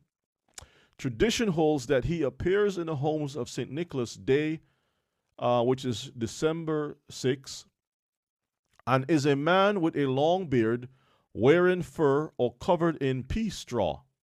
Neck Rupert sometimes carries a long staff and a bag of ashes. And wears little bells on his clothes. Sometimes he rides on a white horse, and sometimes he is accompanied by fairies or men with blackened faces dressed as old women. So you got men dressed as old women, hags. According to tradition, Neck Rupert asks children whether they can pray. If they can, they receive apples, nuts, and gingerbread. The gingerbread boy, gingerbread man. Those dumb stories about Hansel and Gretel going to the gingerbread house. Man, why do we have our children reading this nonsense? If they cannot read, or if they cannot pray, let me repeat that. If they cannot pray, he beats the children with his bag of ashes. So this is a Catholic tradition, right? Rupert was a common name for the devil in Germany. Let me read that again. Rupert was a common name for the devil in Germany. And Grimm states that, quote, Robin Fellow is the same home spirit whom we in Germany call Neck Rupert and exhibit to the children at Christmas. Robin Hood, all in green. Robin Fellow is the same home spirit or sprite, whom we in Germany call Neck Rupert and exhibit to children at Christmas. According to Alexander Tilneck, Rupert originally had no connection with Christmas time. So we can find in this picture, you got the bishop and then you got the other guy who is the so-called anti-Santa, okay? The same guy dressed in this sackcloth-looking clothing. Let's move on to our next slide. The whipping father. The whipping father. The Pierre Fouettard. Fouettard, I don't know how you pronounce that. French for the whipping father is a character who accompanies St. Nicholas Excuse me 1 second. Excuse me, I had to sneeze there. All right. So, this character accompanies St. Nicholas in the rounds during St. Nicholas Day, December 6th, dispensing lumps of coal and or flogging to the naughty children, while St. Nick gives gifts to the well-behaved. He is known mainly in the eastern regions of France, although similar characters exist all over Europe. See Companions of St. Nicholas. This whipping father was said to bring a stick with him to spank all the naughty kids who misbehave. And as you can see in the picture, they have St. Nick with his hook staff as a shepherd or bishop, Pope-looking figure, and then you have the character who is the whipping father, or the one who accompanies him as being a black person. You see how the Europeans depict us? Anyway, let's move on. From paganism to Christianity, the first origin of Swarte Piet, can probably found by the god Wodan, or Odin, riding the white horse. Spleenir, he flew through the air and was the leader of the wild hunt. Once again, connecting back to what we talked about before. He was always accompanied by 2 black ravens. Those helpers would listen, just like Swarte Piet. Swarte means black, okay? At the chimney, which was just a hole in the roof at that time, to tell Woden about the good and bad behaviors of the mortals. So this man traveled with these 2 ravens, and they would come down to the hole in the roof, and they would listen to the conversation. And ravens never forget conversation. They never forget certain things. And that is true about ravens. You throw a stone at them, they're going to remember you, and they will tell all the other ravens who threw the stone, and they will always remember you, the whole community. So they listen to the conversation, then they report back to this character. Now, Woden is where we have the term, I think Wednesday, okay, and Thor for Thursday. All right. During the Christianization, which is the taking pagan stuff and making them Christian, Pope Gregory I argued that conversions were easier if people were allowed to retain the outward form of their traditions while claiming that the traditions were in honor of the Christian God. So what the Pope said is, you know what? Let them continue with their paganism, but we'll put a cover over it. And, as long as it appears to be in honor of God, it's okay. That was set up by the Catholic Church, brothers and sisters. St. Nicholas tradition is one of them, converting Woden, W-O-D-A-N, to a Christian counterpart. Let's move on. Fellowship with the unfruitful works of darkness. Let's get a reading in Ephesians chapter 5, verses 10 to verses 12. Ephesians chapter 5, verses 10 to 12. Let's see what the Bible says. 10. Proving what is acceptable unto the Lord. Mm-hmm. And have no fellowship with the unfruitful work of darkness. Have fellowship. Have no fellowship. Have some fellowship. No fellowship. Once a year fellowship. None fellowship. Drink a little eggnog fellowship. No fellowship. A little bit of spice rum fellowship. Nope. Some cake. Nope. Let's get some peppermint sticks. Nope. Are you sure about that? Sure. It's okay to send some cards out to my family fellowship. No. All right, read on. Have no fellowship. And have no fellowship with the unfruitful works of darkness, but rather reprove them. Mm-hmm.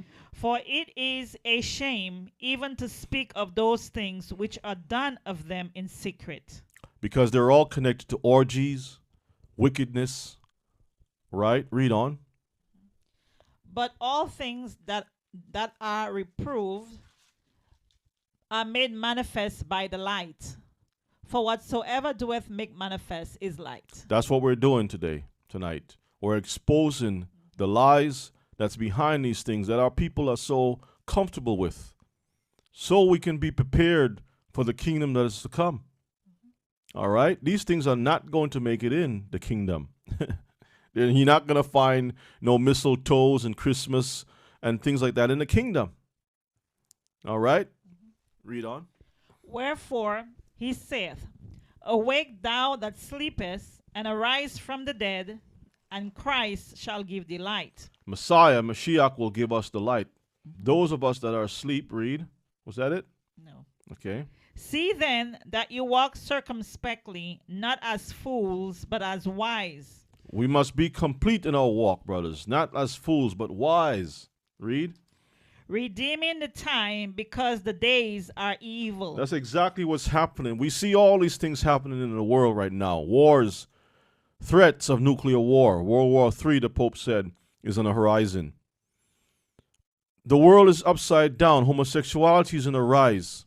All of these things happening, and we are still going to say Merry Christmas, a Happy New Year, and all that nonsense. Read on. Wherefore, be ye not unwise, but understanding what the will of the Lord is. And as long as we understand that the Most High is working things towards his kingdom, we need to prepare ourselves for that. Was that it? To verses 12. Okay, now that's fine. That's fine. Okay, that's great. So now, Krampus is the dark companion, once again, of St. Nicholas. We already talked about that, who brings his gifts during that time of the year. The kindly old St. Nick leaves the task of punishing bad children to a hell-bound counterpart, again, known by many names across the continent. He has the name as Neck Rupert, we looked at, Serda, Perkten, Black Peter, Schmutzeli, Peltz Nickel. Nickel, again, is a term for the devil. Klauboff and Krampus. Usually seen as a classic devil with horns, cloven hooves, and monstrous tongue, but can also be spotted as a sinister gentleman dressed in black or a hairy man beast. Krampus punishes the naughty children, swatting them with switches and rusty chains before dragging them in baskets to a fiery place below. That is what Christmas is all about. That's the spirit. Let's look at this image on the screen. These are some cards that you would find that many of us are not aware of. But you can see the picture of the same Krampus with his long tongue sticking out. He has a chain on him, pitchfork, and he looks very vicious. And then the other side, you can see where he enters the door of a house bearing gifts. He has gifts for the children.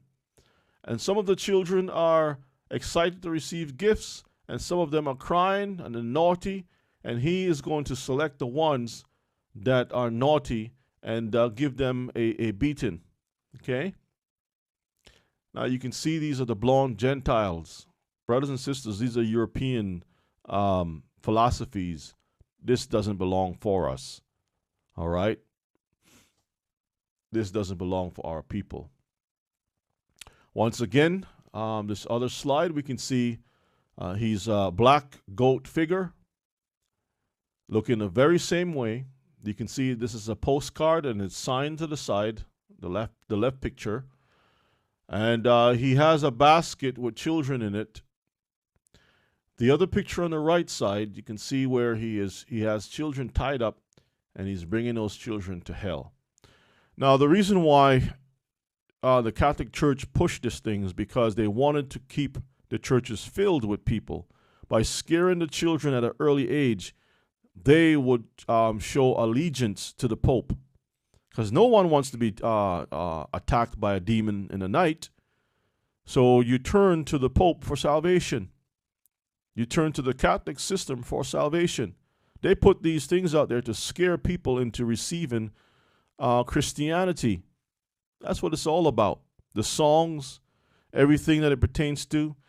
But now it's becoming so seductive that people are not scared into this thing anymore. They simply just do it because they enjoy it. They join it because it's so festive. It's so fun. All right? Here's another picture of Krampus. This time Krampus is disguised as a type of a clown-looking figure. He has a big black fur coat on him, trying to seduce like a pervert the women, and his nose is long like a penis. If you look at his face, okay, and he has red shoes on, long feet. He has a hat in his hand, a switch behind his back because he wants to have a type of a orgy thing with the lady. Okay, so you can see the little horns pointing out of his head. He's like an old man, an old pervert with a clown pants, red shoes, and he's talking to a lady in a red outfit. All right, and then on the other side we find a red card with him with a green tongue. Looks like a boar, a wild boar with the peccary type, the boorish type hair sticking out of his head. So he's part goat and part boar.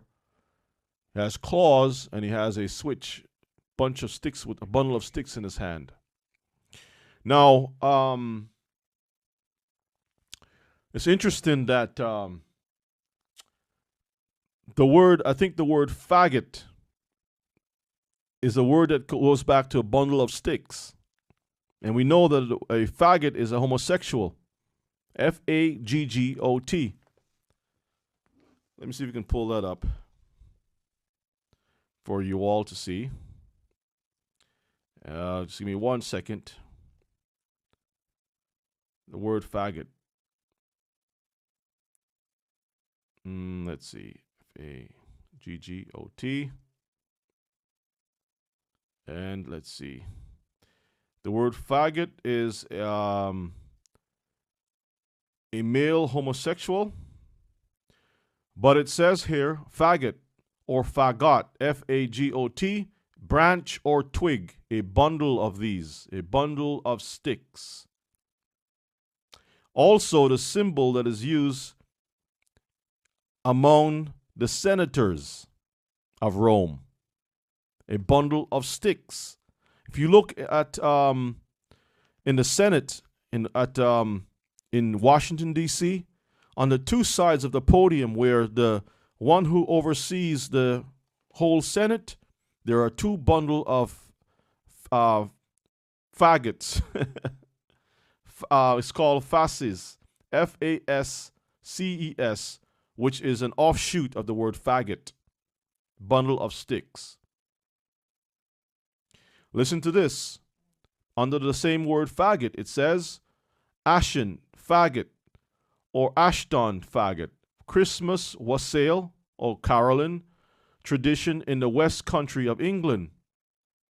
Okay? So we can see how the word itself, bundle of sticks, this demon is walking around with a bundle of sticks to beat the children. He's a homosexual. He's known as a pan god. Brothers and sisters, we're not dealing with anything other than a demonic spirit behind this Christmas festivity. And all the roads connect back to Rome. All the roads lead to Rome. Let's look at this other picture here, where it shows on the left side, picture of, once again, of the same demon with a bundle of sticks.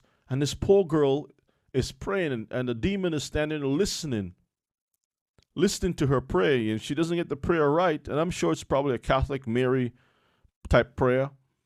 She doesn't get it right, then he will beat her with the sticks. Flog. Okay?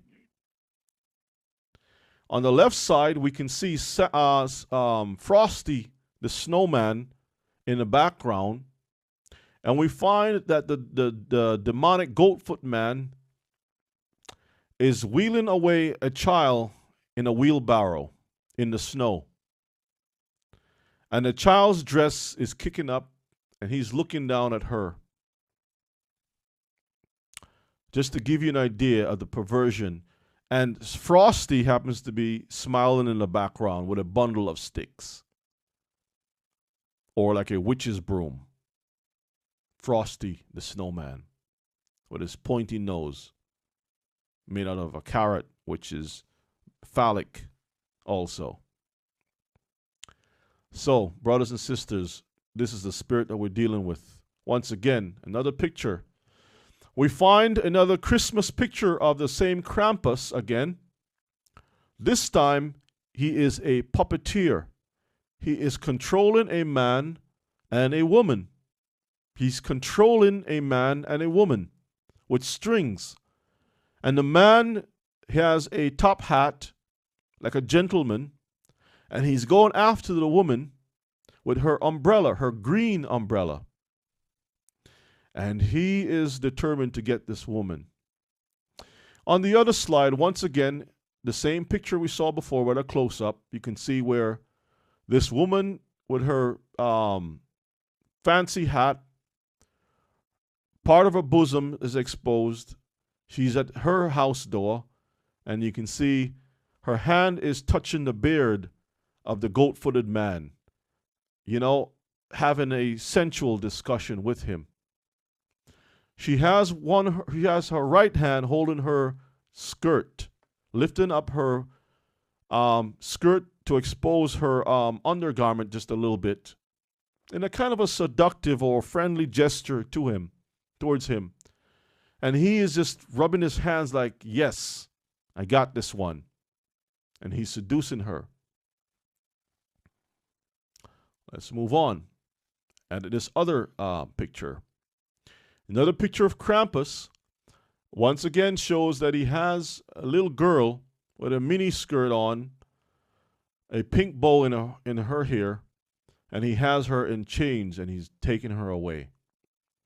We have another picture on the right side. Right at the far left side, the bottom left side of this picture, we find a three-leaf clover. Three-leaf clover, which is, I guess, is dealing with luck, Irish luck, or something like that. Anyway, part of the paganism system. But in this picture, it shows Santa Claus as a bishop of Rome in his red outfit, his bishop hat on his head, and he's the driver of the vehicle is the devil driving along with the Christian church. And the back of the vehicle in a wagon is filled of women, not children, but women. Some of them have their stockings, their nylons exposed, their legs exposed. You can see the nylons, right? Undergarment. So he's carrying away these women. Brothers and sisters, we are dealing with a certain spirit that many of us not really aware of. Let's look at another picture. We're almost done. We're going to look at a few pictures and then we'll wrap it up tonight. Here's another picture of Krampus, like a Jack out of the box. Jack in the box. He pops out of this box, and the children, there's two little boys raise their hand, and they're afraid, and the little boy is kind of like hiding behind, I guess, his older brother or something, and the little girl hides behind the box. She's afraid. He pops out of the box like a demon. The other picture on the right side depicts St. Nicholas once again, but in his hand he has a demon. He's holding in his hand like a little child in his right hand, a demon with the long tongue, and it's curled like into a backward six. And you can see the picture of the bundle of sticks, the faggot, in his hand. All right? And he has the fish hat on his head. Moving along, another picture. This time, we see that instead of Satan appearing as a man or male figure, Satan now appears as a woman. So you can see how he's both male and female in form, right? So he's a goat-foot woman. You can see that it's a seductive woman in a black dress with long gloves on, like a prostitute. She has a flogging whip in her hand. She has a man in her basket on her shoulder, and she's catching another man who's trying to escape from her. Her feet is red, though. You can tell the feet is red. Horns is popping out of her head, and you can see that she's trying to fit into these shoes like a goat feet. Mystery Babylon. Yep. Now, on the flip side, you can see an interesting poster. I found this to be very interesting because this poster shows a train pulling up to this train station, and there's a lot of children that are being rounded up to be placed into this train, and a guy opening the caboose, the train door, like a master of the circus. You know, the guy who runs the circus? Ladies and gentlemen, I present to you, blah, blah, blah. And he has his top hat. He has the red coat. He looks like an entertainer opening the door to lure the children in. And right next to the train, it has a dragon breathing out smoke. And it says in, I guess it is, I guess you can say it's probably French. It says Dies de Coupe des Krampus. Dies de Coupe des Krampus. And I'm not sure what that means. Maybe it's destination of Krampus, I guess. Does it sound like that to you? Dies de Coupe des Krampus, or something like that. Anyway, but you can see the word Krampus is showing up with a dragon, connected with children, connected with entertainment of the circus. So I found those connections very interesting, brothers and sisters. Let's look at another postcard. This time it shows Krampus flying on a plane, and he's flying all over the earth. Like Santa Claus travels throughout the air, right, to see who's naughty and who's nice. It shows Krampus with his bundle of sticks, his faggots, flying all over the earth. Then it shows another picture on the left side. The same demon has a basket. He's riding on a child's riding horse. You know the little wooden horse that children ride on? He is right behind the child, and this child is right between his legs. And the child is not looking so pleased. So he's riding right behind the child on this horse, with the child right between his legs, and he has the sticks and he has these apples and fruit in his basket. This is pedophilia, brothers and sisters. This is the spirit behind Christmas. Let's move on to our next slide. This other slide that we're looking at here presents the devil. This is another card. These are all Christmas cards where he is on a bench. A lady is on a bench and she's blushing. And the devil is right on the edge of the top of the bench, just sitting on there with his red hands tickling her chin. And she's blushing. She's been seduced. As a matter of fact, there are two benches. And if you notice carefully, it appears that he was on another bench further away. You can see the trail where he traveled from that bench, came around the tree, hopped on top of the bench, and started to seduce the woman.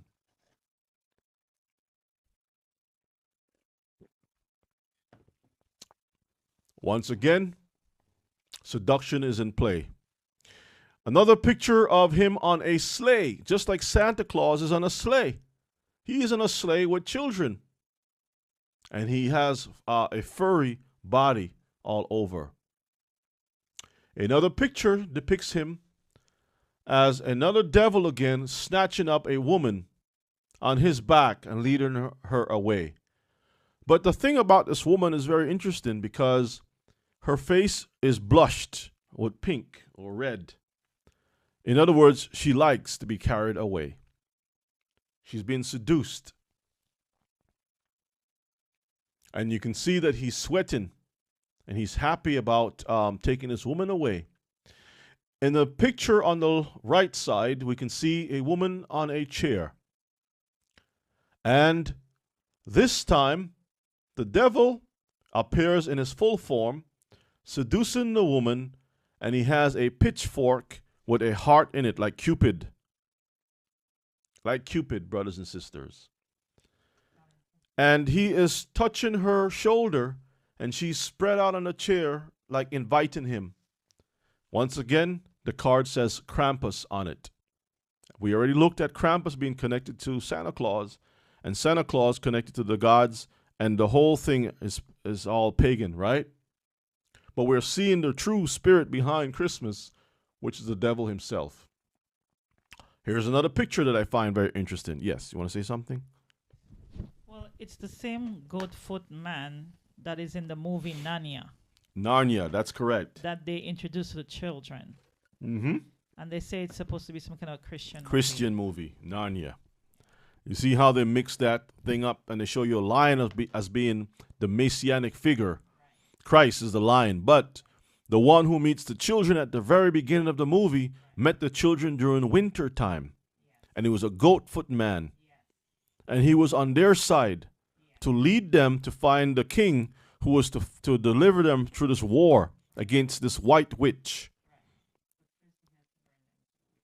He had to bring them to a witch, right? Mystery Babylon. All right, let's look at this other picture here. This time we see Krampus appearing, the same bundle of sticks, but this time it looks like an umbrella. And he's dressed as a gentleman with a top hat. And he has he looks like the Planner's Peanut guy. Doesn't he look like the Planner's Peanut guy? With the round little looking glass? Peanut, yeah. No pun intended. And he has 3 women on his back.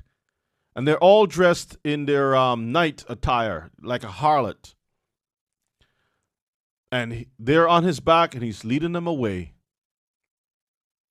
One of his feet look like a hoof, like a goat, and the other one looks like a regular shoe.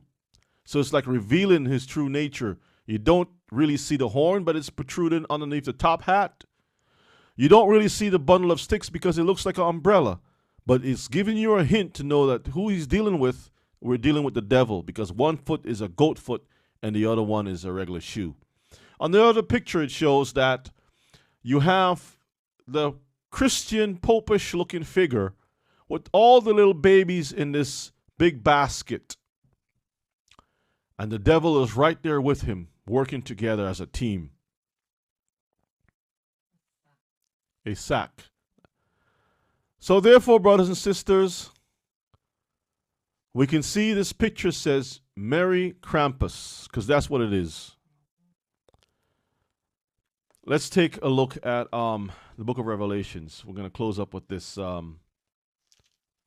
this text, and then I'll open the line for those of you who have something to share. The book of Revelation. Let's deal with the woman. Okay? Mystery Babylon, yeah. Mm-hmm. Let's go to deal with Mystery Babylon.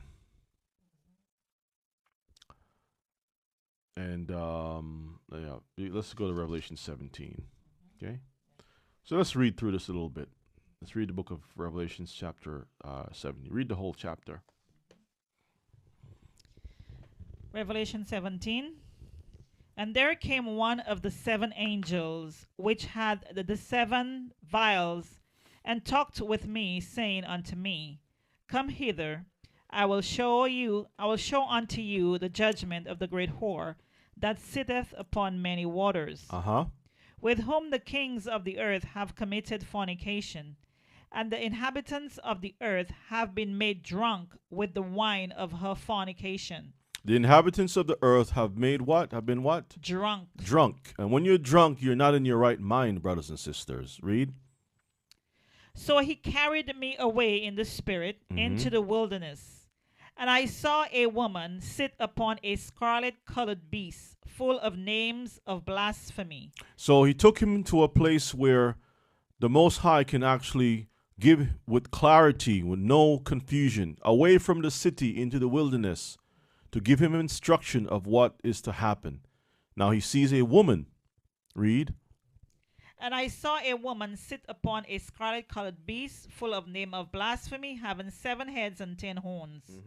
And the woman was arrayed in purple and scarlet color, and decked with gold and precious stones and pearls, having a golden cup in her hand, full of abominations and filthiness of her fornication.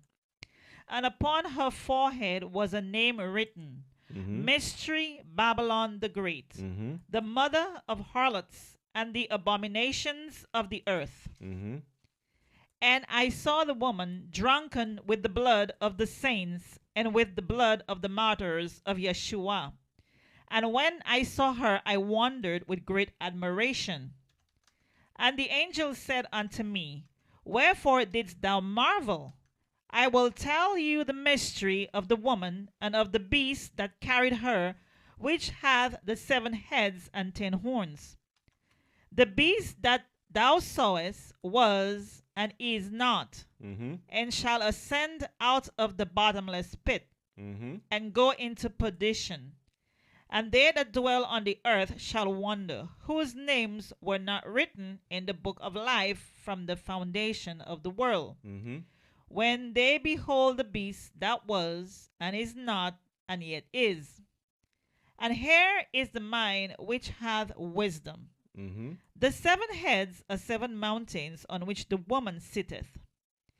And there are 7 kings, 5 are fallen, and 1 is, and the other is not yet come. And when he cometh, he must continue a short space. And the beast that was and is not, even he is the 8th, and is of the 7th, and goeth into perdition. And the 10 horns which thou sawest are 10 kings, which have received no kingdom as yet, but receive power as kings 1 hour with the beast.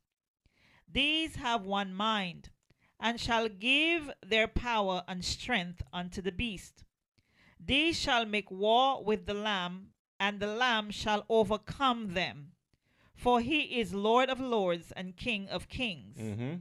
And they that are with him are called and chosen and faithful. And he said unto me, The waters which thou sawest, where the whore sitteth, are peoples, and multitudes, and nations, and tongues. And the 10 horns which thou sawest upon the beast, these shall hate the whore, and shall make her desolate, and naked, and shall eat her flesh, and burn her with fire. For God hath put in their hearts to fulfill his will, and to agree, and give their kingdom unto the beast, until the words of God shall be fulfilled. And the woman which thou sawest is that great city, which reigneth over the kings of the earth. So this woman rules over all the kings of the earth, and she has a hold over these nations through what? The wine that she has poured out among the nations. That's her doctrine. Christianity is part of this woman. Okay? It's all part of this woman. All right? So now let's, you finished with that? Let's go to chapter 18. And let's read that. After these things, I saw another angel come down from heaven, having great power, and the earth was lightened with his glory.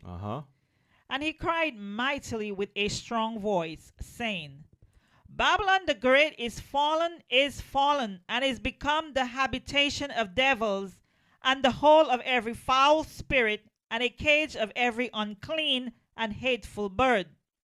For all nations have drunk of the wine of the wrath of her fornication, and the kings of the earth have committed fornication with her, and the merchants of the earth are waxed rich through the abundance of her delicacies.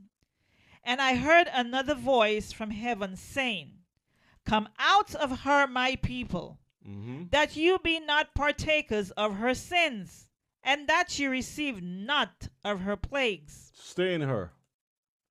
Come out of her, my people, that you be not partakers of her sins, and that you receive not of her plagues. For her sins have reached unto heaven, and God have remembered her iniquities. Reward her even as she rewarded you, and double unto her double according to her works. In the cup which she have filled, fill to her double. How much she have glorified herself, and lived deliciously, so much torment and sorrow give her. For she saith in her heart, I sit a queen, and am no widow, and shall see no sorrow. Therefore shall her plagues come in one day, death and mourning and famine, and she shall be utterly burned with fire. For strong is the Lord God who judgeth her. And the kings of the earth who have committed fornication, and lived deliciously with her, shall bewail her, and lament for her, when they shall see the smoke of her burning, standing afar off for the fear of her torment, saying, Alas, alas, that great city Babylon, that mighty city, for in 1 hour is thy judgment come. And the merchants of the earth shall weep and mourn over her, for no man buyeth her merchandise any more. Okay. The merchandise of gold, and silver, and precious stones, and of pearls, and fine linen, and purple, and silk, and scarlet, and all fine wood, and all manner of vessels of ivory, and all manner of vessels of most precious wood, and of brass, and iron, and marble, and cinnamon, and odors, and ointments, and frankincense, and wine, and oil, and fine flour, and wheat, and beasts, and sheep, and horses, and chariots, and slaves, and souls of men. And what? And slaves, and souls of men. Souls of men. And the fruits that thy soul lusteth after are departed from thee. And all things which were dainty and goodly are departed from thee, and thou shalt find them no more at all. The merchants of these things which were made rich by her shall stand afar off for the fear of her torment, weeping and wailing, and saying, Alas, alas, that great city that was clothed in fine linen, and purple, and scarlet, and decked with gold, and precious stones, and pearls. For in 1 hour so great riches is come to naught. And every shipmaster and all the company in ships, and sailors, and as many as trade by sea stood afar off, and cried when they saw the smoke of her burning, saying, What city is like unto this great city? So everyone is amazed. They're amazed at how this city has produced so much wealth, has basically provided for all these different nations have been really tied into this this system. It's called Babylon Mystery for a reason. Everything about it, you can't tell where it starts and where it ends. It's so intertwined into society. Very, very deep. Okay, read on. And they cast dust on their heads, and cried, weeping and wailing, saying, Alas, alas, that great city, wherein were made rich all that had ships in the sea, by reason of her costliness. For in 1 hour is she made desolate. Judgment. So it's like she's dead, and so they take the approach of like Job. You lost everything. When Job sat in the ashes and he threw ashes upon himself, it's the same thing. The merchants, the people will be very, very heartbroken that they lost everything. Read. Rejoice over her, thou heaven, and ye holy apostles and prophets, for God have avenged you on her. And a mighty angel took up a stone Well, like... 1 second. Were the apostles Gentiles? No, Were the prophets Gentiles? no. So where do we get the idea that the whole world, the whole world should be the one rejoicing over the destruction? See, because the reason I'm bringing this up is because our people have been the ones suffering under this system. It has been exploiting our people for centuries, and we are the ones that the Most High is coming to rescue. Okay? And so if he's coming to rescue us, he's taking us out from a system and destroying his whole system. So finish up what you're reading. And a mighty angel took up a stone like a great millstone, A millstone. and cast it into the sea, saying, Thus with violence shall that great city Babylon be thrown down, and shall be found no more at all. And the voice of harpers and musicians, and of pipers and trumpeters, shall be heard no more at all in thee, and no craftsman of whatsoever craft he be. Now imagine that during this time of the year, the people are working overtime to produce merchandise, right? All the craftsmen. Read on. Shall be found any more in thee, and the sound of a millstone shall be heard no more at all in thee. The millstone is used for grinding corn and flour, and cakes is on a rise. You know, all your rum cakes and pies and whatever the case may be. The people are working overtime right now to not only keep the normal supply in there, but to meet the demand of the holiday festivity, because people are going to eat and throw stuff away and waste and whatever the case may be. Read on. And the light of a candle shall shine no more at all in Oh, thee. Christmas has plenty of candles lit everywhere. Read. And the voice of the bridegroom and of the bride shall be heard no more at all in thee. It's a good time to get married too. Read. For thy merchants were the great men of the earth. For by thy sorceries... By what? Sorceries... Witchcraft, brothers and sisters. Read. Were all nations deceived. Okay, read. And in her was found the blood of prophets and of saints and of all that were slain upon the earth. Because in order for you to have diamonds, somebody got to go into the earth and dig those things up. And it's usually the poor people. Yep. If you want to have certain goods in this world, somebody has to be exploited. And they don't care about those people. People die in factories all the time. So this earth have been exploited by a system. And the Most High will not forget. You know, they think of this turn the other cheek type of thing. No, that was dealing with Israel. How we should deal with our neighbor, our brothers, Israelites. Because that's where it came from. The book of Deuteronomy, book of Exodus, the Torah speaks of this. The nations didn't have the Torah. The book, we read that today, right? As far as the other nations, they never had it. Can you get that again for me? Psalms 147. So when the Most High has to give judgment, he is going to deal with the nations. He is the one who made everything. And he made vessels of honor and vessels of dishonor. He selected a certain people to be his chosen, and he used another set of people to be another type.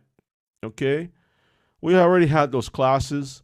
We've already been through that. But just to sum it up real quick, the same way that we have, we take clay to make a cup that we can drink from, we also use the same very clay to make toilets. Because this is porcelain, the same stuff to make cups to drink from, vessels of honor, The same porcelain that is used for vessels of dishonor. Toilet seat. What you got there? 147 and what verse? 19 and 20. 19 and 20. He showeth his word unto Jacob, his statutes and his judgments unto Israel. Mm-hmm. He have not dealt so with any nation. He gave his word became flesh, and it came unto Jacob, right? Absolutely. His statutes and his judgments unto who? Israel. Read. He have not dealt so with any nation. Mm-hmm. And as for his judgments, they have not known them. And what does it say? Praise ye the Lord. Praise ye Yah. the Lord. Can you read verses 1 and 2 for me? Sure. Verses 1. 1 to verses 4. Praise ye the Lord, for it is good to sing praises unto our God, for it is pleasant, and praise is comely. Read. The Lord doeth build up Jerusalem. Mm-hmm. He gathereth together the outcast of Israel. Mm-hmm. He healeth the broken in heart, and bindeth up their wounds. He telleth the number of the stars. He called them all by their name. Let's look at verses 2. The Lord doeth build up Jerusalem. Now remember, David was king over Israel. Israel was not destroyed. So what does he mean by building up Jerusalem? You see, he was prophesying about the future of Israel being rebuilt again. The man was prophesying about the regathering of the house of Israel. He gathered together the outcasts of Israel. He healeth the broken in heart. These are the things that Yeshua came to do. And bind up their wounds, the wounds of the outcast of Israel. That's our people. Read on verses 4. That's all I need, just verses 4. He telleth the number of the stars. He called them all by their names. And the stars is pertain to who? The children of Israel. The children of Israel. You can read that in Genesis 15 and 5. So, loved ones, one last thing I want to share with you all. I would like you to look this up. We looked at Krampus, right? There's a new dance. It's been around through the hip-hop world. It's called Krumpin. Krumpin. Krumpin. It came through, and I'll probably do a class on it. It came out of a type of dance called clowning. And if you do the research behind it, Krumpin is demonic possession. And the artists actually those who actually go into that speak of how it's like a demonic, it's very, they don't use the word demonic, but they say possessed. Krumpin, Krumping, which just sounds very much like Krampus to me. You just Krampus, you just take the U and shift it around a little bit.